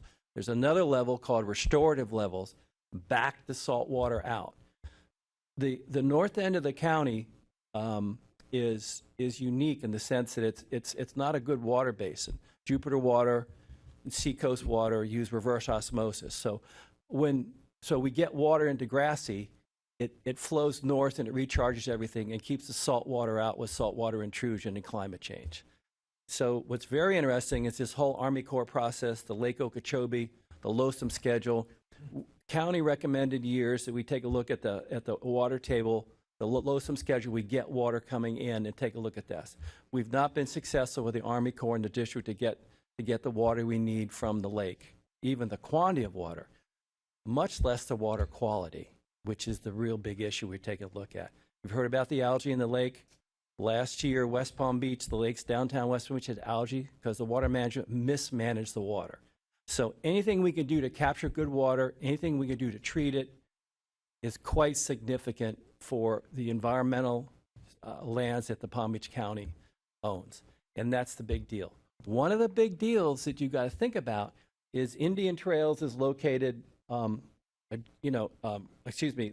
Worth Drainage District is just to the east of Conservation Area 1. They get the water that comes east. They control the water table in the ag reserve, and they're not sure they're going to have enough water. So the south end of the county is going to have the same problems that we're having up here if the Army Corps manages the level that we want. There's actually a lawsuit against them. Okay, West Palm Beach and Lake Worth Drainage District's doing it. So I urge you to support the GL recommendations. This water thing is extremely important to take a look at this. Water everywhere and not a drop to drink. We're in these systems now. So I still working on water, and I just hope you could really support this. This is really a big deal. It's a unique private-public partnership. Great. Thank you so much. Thank you. Next, I'd like to call William Rice and Barry Friedman to the podiums.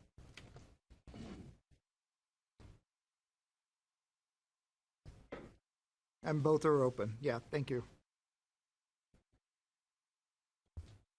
Hello, I'm William Rice. I'm 5931 206 Terrace North, Loxahatchee. I'm 10,000 feet away from the Indian Trails Grove project. I think the proposal will benefit my community better than the original.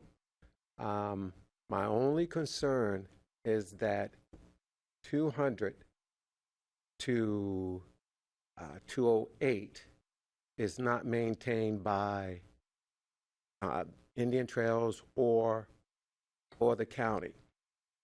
60th Street going out from, I guess 60th Street actually turns into 59th Lane. I don't know if you guys know that, but it's listed as 60th.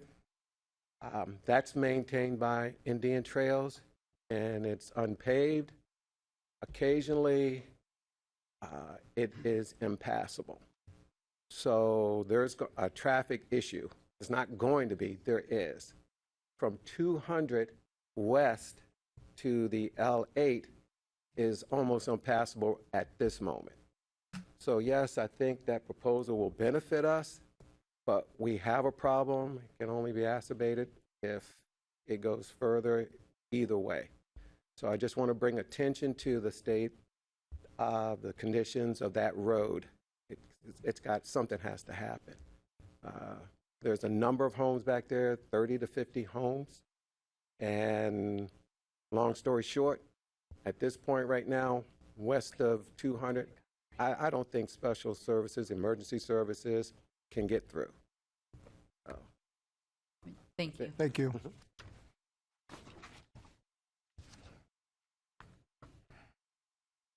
Good morning. My name is Barry Friedman, and in the spirit of true transparency, I am a board member at Saturnia Isles, which is very, very close to this project. But I am here in the capacity of a resident of Delray Beach.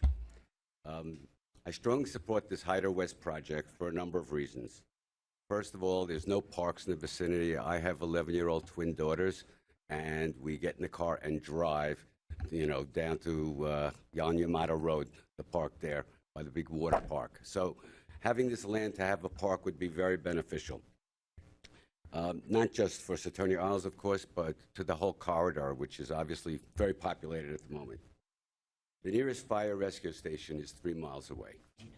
The average county time, response time is 6.53 minutes. I can tell you that my heart stopped beating when I was waiting for an ambulance for one of my daughters. It's a lot longer than 6.53 minutes. Having this land to build another fire rescue station with the increased population there is definitely a necessity. The next point I'd like to bring up is the lack of support services in the area. I live here 11 years. There was no Seven Bridges, no Dakota, right? We were an island out there by ourselves. Now, with this increased population, the strain on local resources, there are no local resources to support us. So having this land and having some local resources and having the ability to volunteer at some of these organizations and teach my children what it's about to give back and to support our infrastructure and our community is very important to me, and I'm sure many other parents as well. Mm-hmm. The final point that I'd like to bring up is when an area builds extensive support services, there is a massive increase in the real estate prices. Suddenly everyone wants to live there. We currently have a lot of demand, but this will just support it. So if there's a little more traffic in the area, I think it's a great trade-off to be able to increase that price of my house by $25,000 to to 50%. And with that, I urge you to vote yes on this project, and I thank you for your time. Thank you. Next, I'd like to call Debbie Murphy and Ravin Faulkner. Sorry, I know I messed that up. I'm glad you get to do this. I know.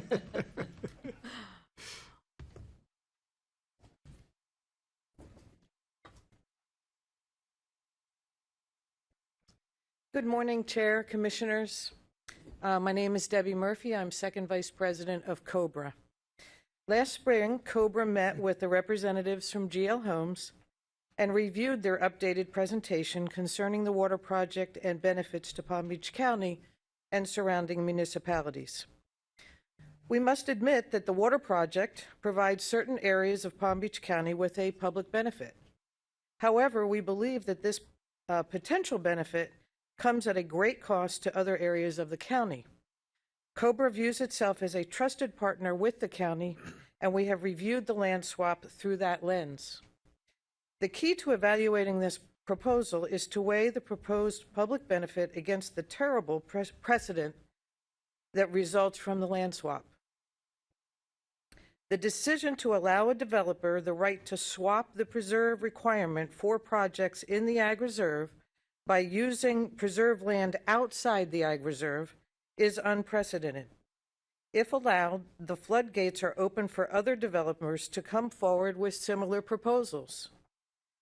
Consequently, this creates a dangerous precedent that would be the final blow and ultimately ending the Ag Reserve.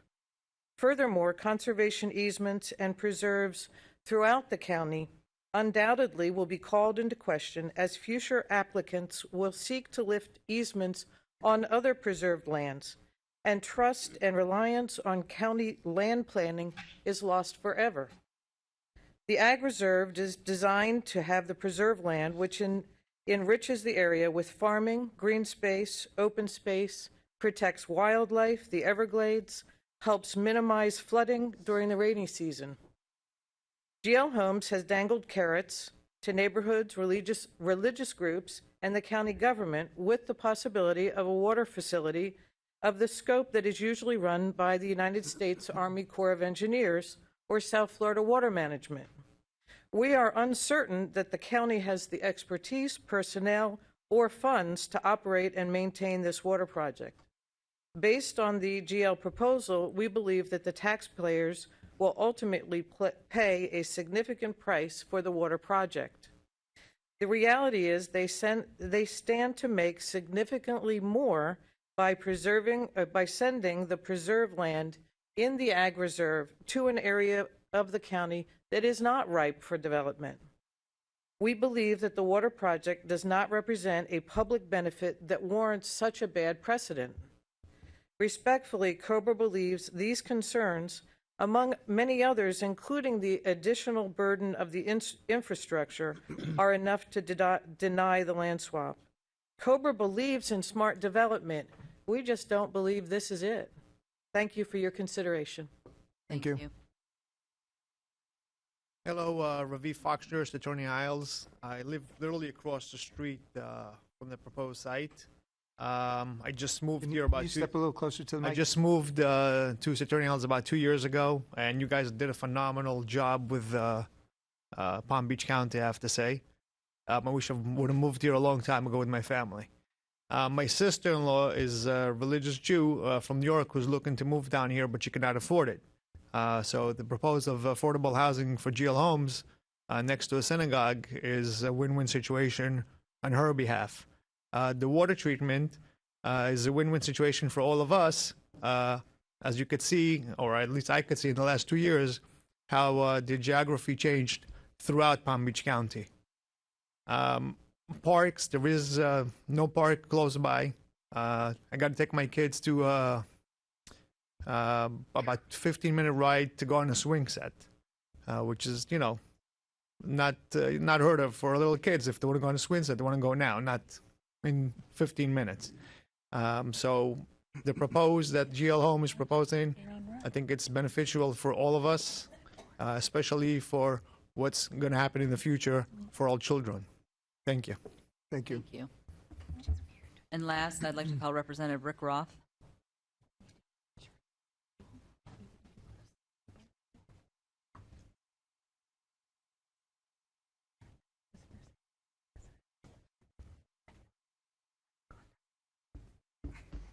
Well, good morning.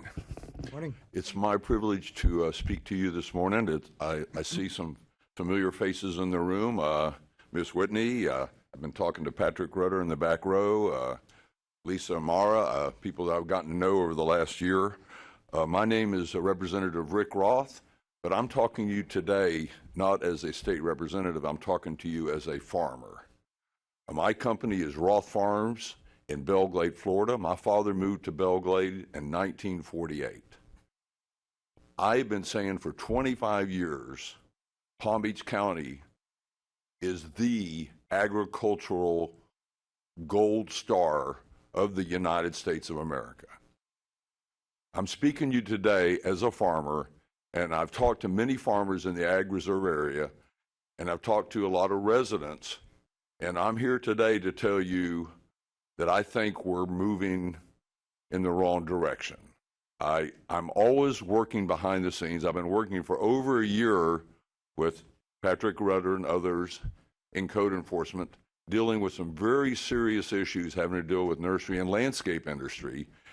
And I think this is a unique moment in time where we have the opportunity to take a step back and have a more holistic approach as to what Palm Beach County is going to look like in 25 years. My concern is that we are losing options by going forward with this land swap. It's my contention that the nursery and landscape industry in Palm Beach County is what makes Palm Beach County so beautiful. We all love manicured yards. We all like our planned unit developments and our developments, our HOAs. We like the fact that there's manicured plants, so you don't have to look at those concrete walls. The joke is that the New Yorkers moving to Florida are not going to mow their own yards. They're going to hire landscapers. And yet we have a county that is running the nursery and landscape business out of business. And so the issue is going to be coming up back to the county in the very near future.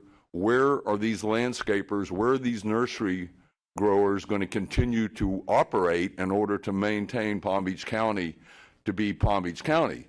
If we don't do something to do a better holistic approach of our future land use, we're going to be Broward County in another 20 years.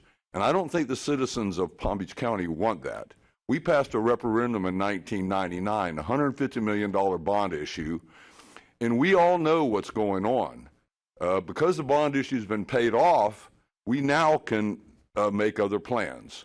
So my plea to you today is a couple of quick thoughts. One, let's either come up with a plan B, because I have to tell you, agricultural people in the EAA, agricultural people in the Ag Reserve are continuing to look for places to farm. This is the best place to farm, in my opinion, in the United States due to weather and water supply. We have California beat to hell and back because we have water.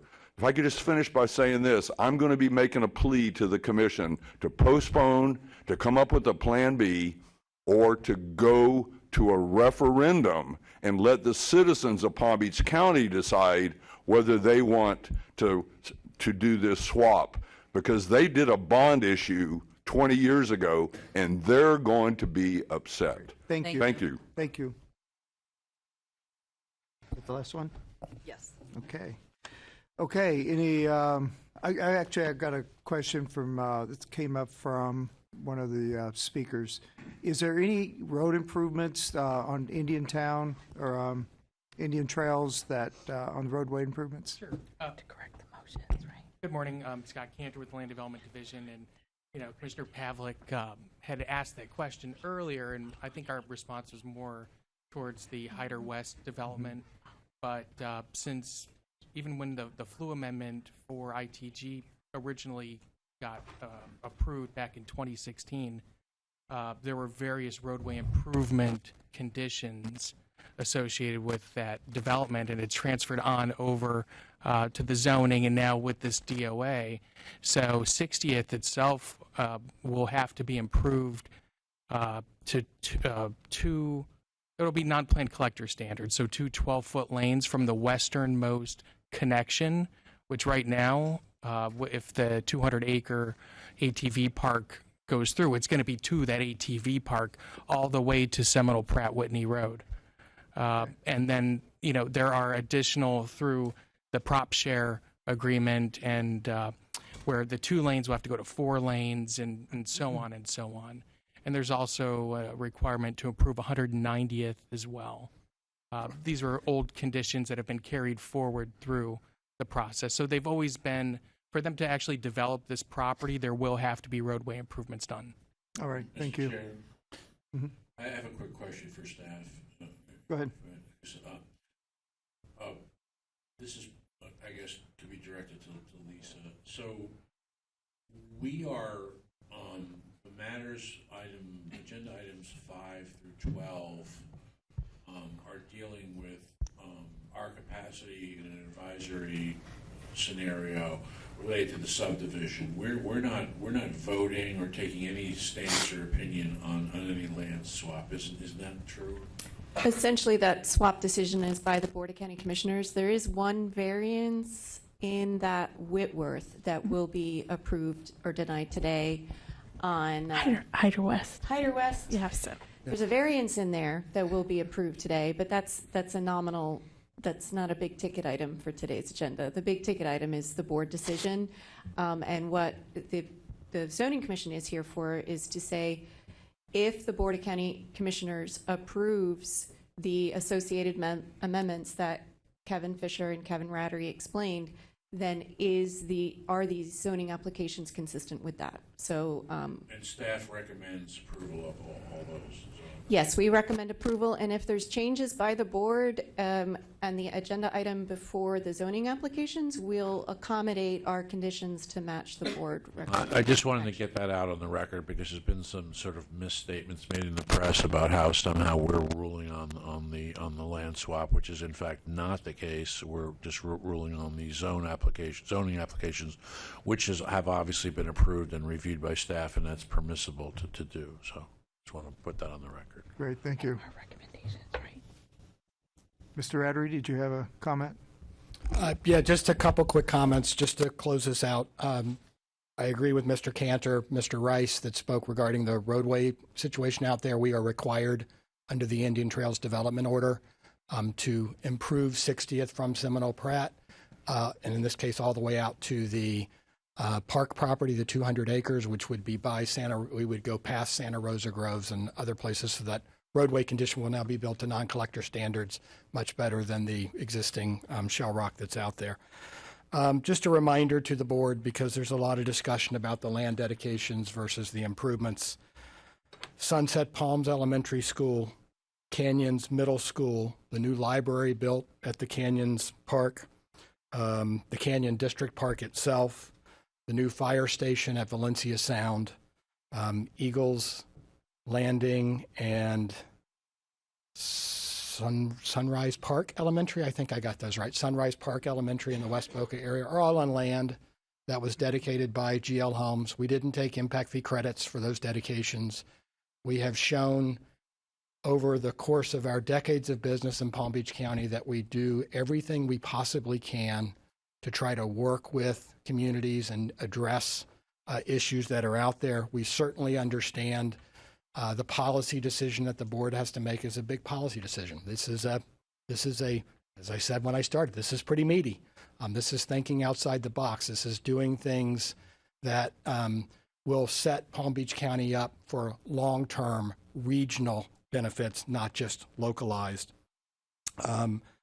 With regard to Ms. Murphy's comments, I respect COBRA, I respect their organization. Just a reminder to this board, this proposal involves the Hyder West property in West Delray, West Boca. It does not affect the West Boynton area. They are concerned about the precedent that's being set. Anybody at any point in time can make a request to Palm Beach County to change the comprehensive plan. The issue that the board's going to decide is whether or not what GL is proposing and the type of change that's requested warrants the magnitude of the change that's being done. They're going to make that policy decision up or down. What we are doing is we're establishing a bar. And we're basically saying to people out there that might think that this is setting a precedent of, oh, well, once we allow that piece of property outside the ag reserve to be counted as preservation, then the entire ag reserve is going to fall. Look at what we've put on the table, millions of dollars. The land value alone, just to put this in perspective, that 1,600 acres is worth over $100 million. Of course, GL Homes benefits from being able to build a 1,000-unit adult restricted community on the Hyder West. That's our base of operation. We've been developing in that geographic area of the county for 20 years. It is a source of a big success. It's that success that allows us to think outside the box and think big picture and come up with ideas that will help Palm Beach County. With regard to Representative Roth, and I respect his opinions 100%, I just want to make everybody aware, because this is some information that people kind of miss. The county spent $87 million of that $150 million bond to buy 2,355 acres of land in the Ag Reserve. Of the entire 22,000 acres, the county got 2,355 acres with $87 million of taxpayer dollars. The rest of that $150 million bond was spent buying properties outside of the Ag Reserve, which the referendum allowed the county to do. GL Homes has preserved over 6,000 acres in the Ag Reserve without a penny of taxpayer dollars. So I just want to put that in perspective. And finally, just to address the issue, I understand his concern about the nurseries. There is no nursery. There is no landscape business operation occurring on any of the properties involved. It's farming. The county is going to get 1,600 acres, of which a portion is already leased out. The county then controls that property. No difference than the 2,355. And I'm done. Thank you. Well, you were was I leaning? I thought you were going, speed up, speed up. Thank you. I'm done. All right. Thank you. Okay. I'll open this up to commission. I have a lot to say. I won't say a lot, though. I'll keep it to a minimum. As the representative said, it's a unique opportunity. Indeed, it is. And an observation that I made was that the naysayers do not live in the West Boca area where Hyder is located, or in the other areas. In West Boca, the most impacted communities, they have reached out. It is something that they want.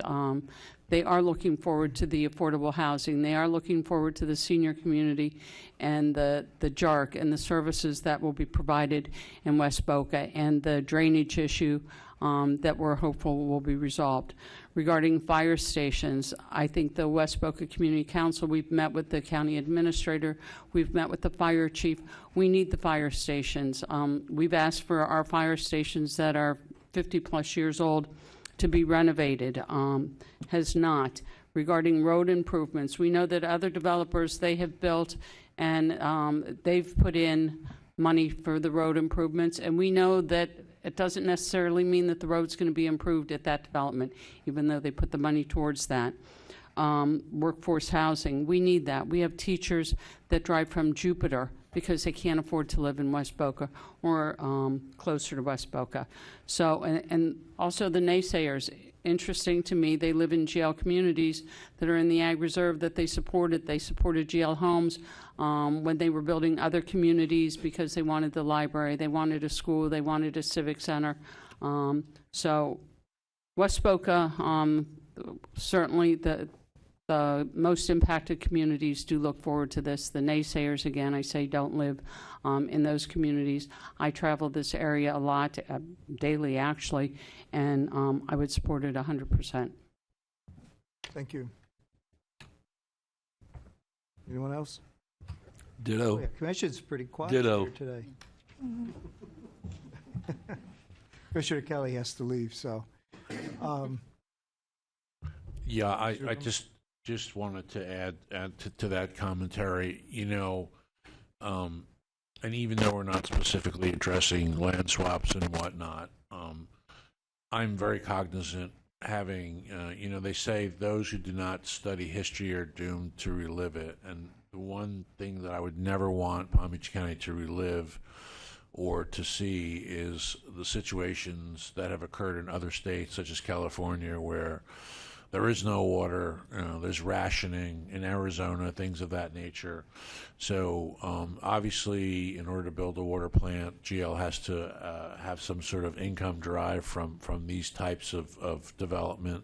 They've been a good corporate citizen for this county for decades, and I think we have a great opportunity to basically have a situation where we are preserving the most valuable commodity that the county has, and that is clean, fresh water, which you can't just make it, you can't make it, you just can't produce it out of anywhere. So on a macro level, I certainly support all these applications and wish that they would move forward.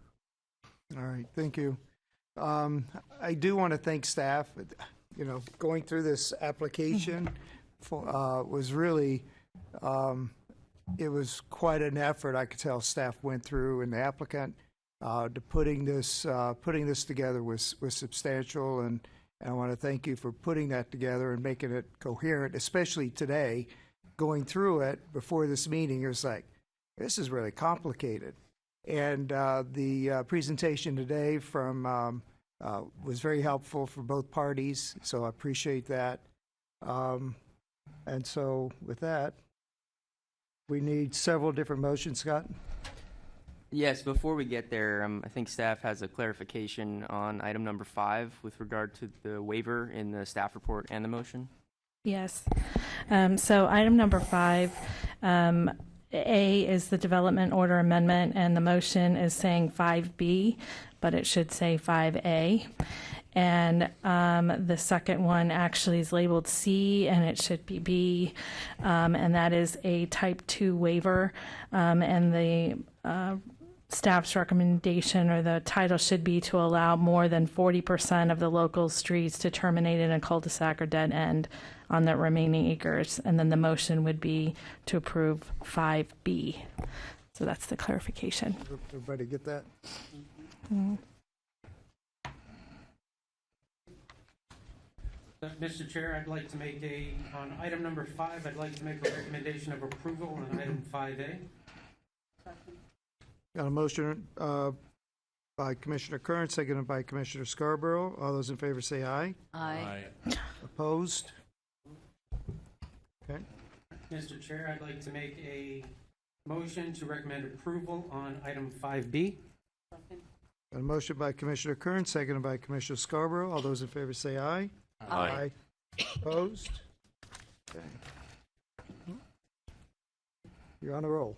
All right, Mr. Chair, on item number 6, I'd like to recommend approval of item 6A. Second. Got a motion by Commissioner Kern and a second by Commissioner Beatty. All those in favor say aye. Aye. Opposed? Okay. And no motion is required on 6B, correct? Correct. Okay. All right, Mr. Chair, moving on to item number 7. I'd like to make a recommendation of approval on item 7A. We have a motion by Commissioner Kern, second by Commissioner Scarborough. All those in favor say aye. Aye. Opposed? Okay. And Mr. Chair, moving on to item number 8. I'd like to make a recommendation of approval on item 8A. got a motion by Commissioner Kern, second by Commissioner Scarborough. All those in favor say aye. Aye. Opposed? Mr. Chair, moving on to item number 9, I'd like to make a recommendation of approval on item 9A. I'll second that, Mr. Chair. Okay, Just to we mix got it up a little motion. Okay. You're taking me out of my rhythm then. We got a motion by I think at Commissioner least Kern, one second by second. Commissioner Groman. All those in favor say aye. Aye. Opposed? Okay. Moving on to item number 10, Mr. Chair, I'd like to make a recommendation of approval on item 10A. Second. Got a motion by Commissioner Kern, a second by Commissioner Scarborough. All those in favor say aye. Aye. Opposed? All right, Mr. Chair, moving on to item number 11. I'd like to make a recommendation of approval on item 11A. Second. Got a motion by Commissioner Kern and a second by Commissioner Pavlik. All those in favor say aye. Aye. Opposed? Get in there. All right, and finally, Mr. Chair, on item number 12, I'd like to adopt a resolution approving item 12A. Second. Yeah. You got to say, okay. Which meets the ULDC Which meets standards. ULDC, okay. Motion by Commissioner Kern, second by Commissioner Scarborough. All those in favor say aye. Aye. Opposed? All right, and Mr. Chair, I'd like to make a recommendation of approval of item 12B. Second. Got a motion by Commissioner Kern, second by Commissioner Pavlik. All those in favor say aye. Aye. Opposed? Okay. Yes, sir. I just wanted to thank you all for your time and consideration this morning, but I do want to state for the record the president of GL Homes is here, and it's not Larry Portnoy, so he has not been fired, and Larry is not the president. Thank you. Sorry, Larry. All right. Any comments? I make a motion to adjourn. Got a motion to adjourn. A second. All those in favor say aye. Aye. Thank you, everyone.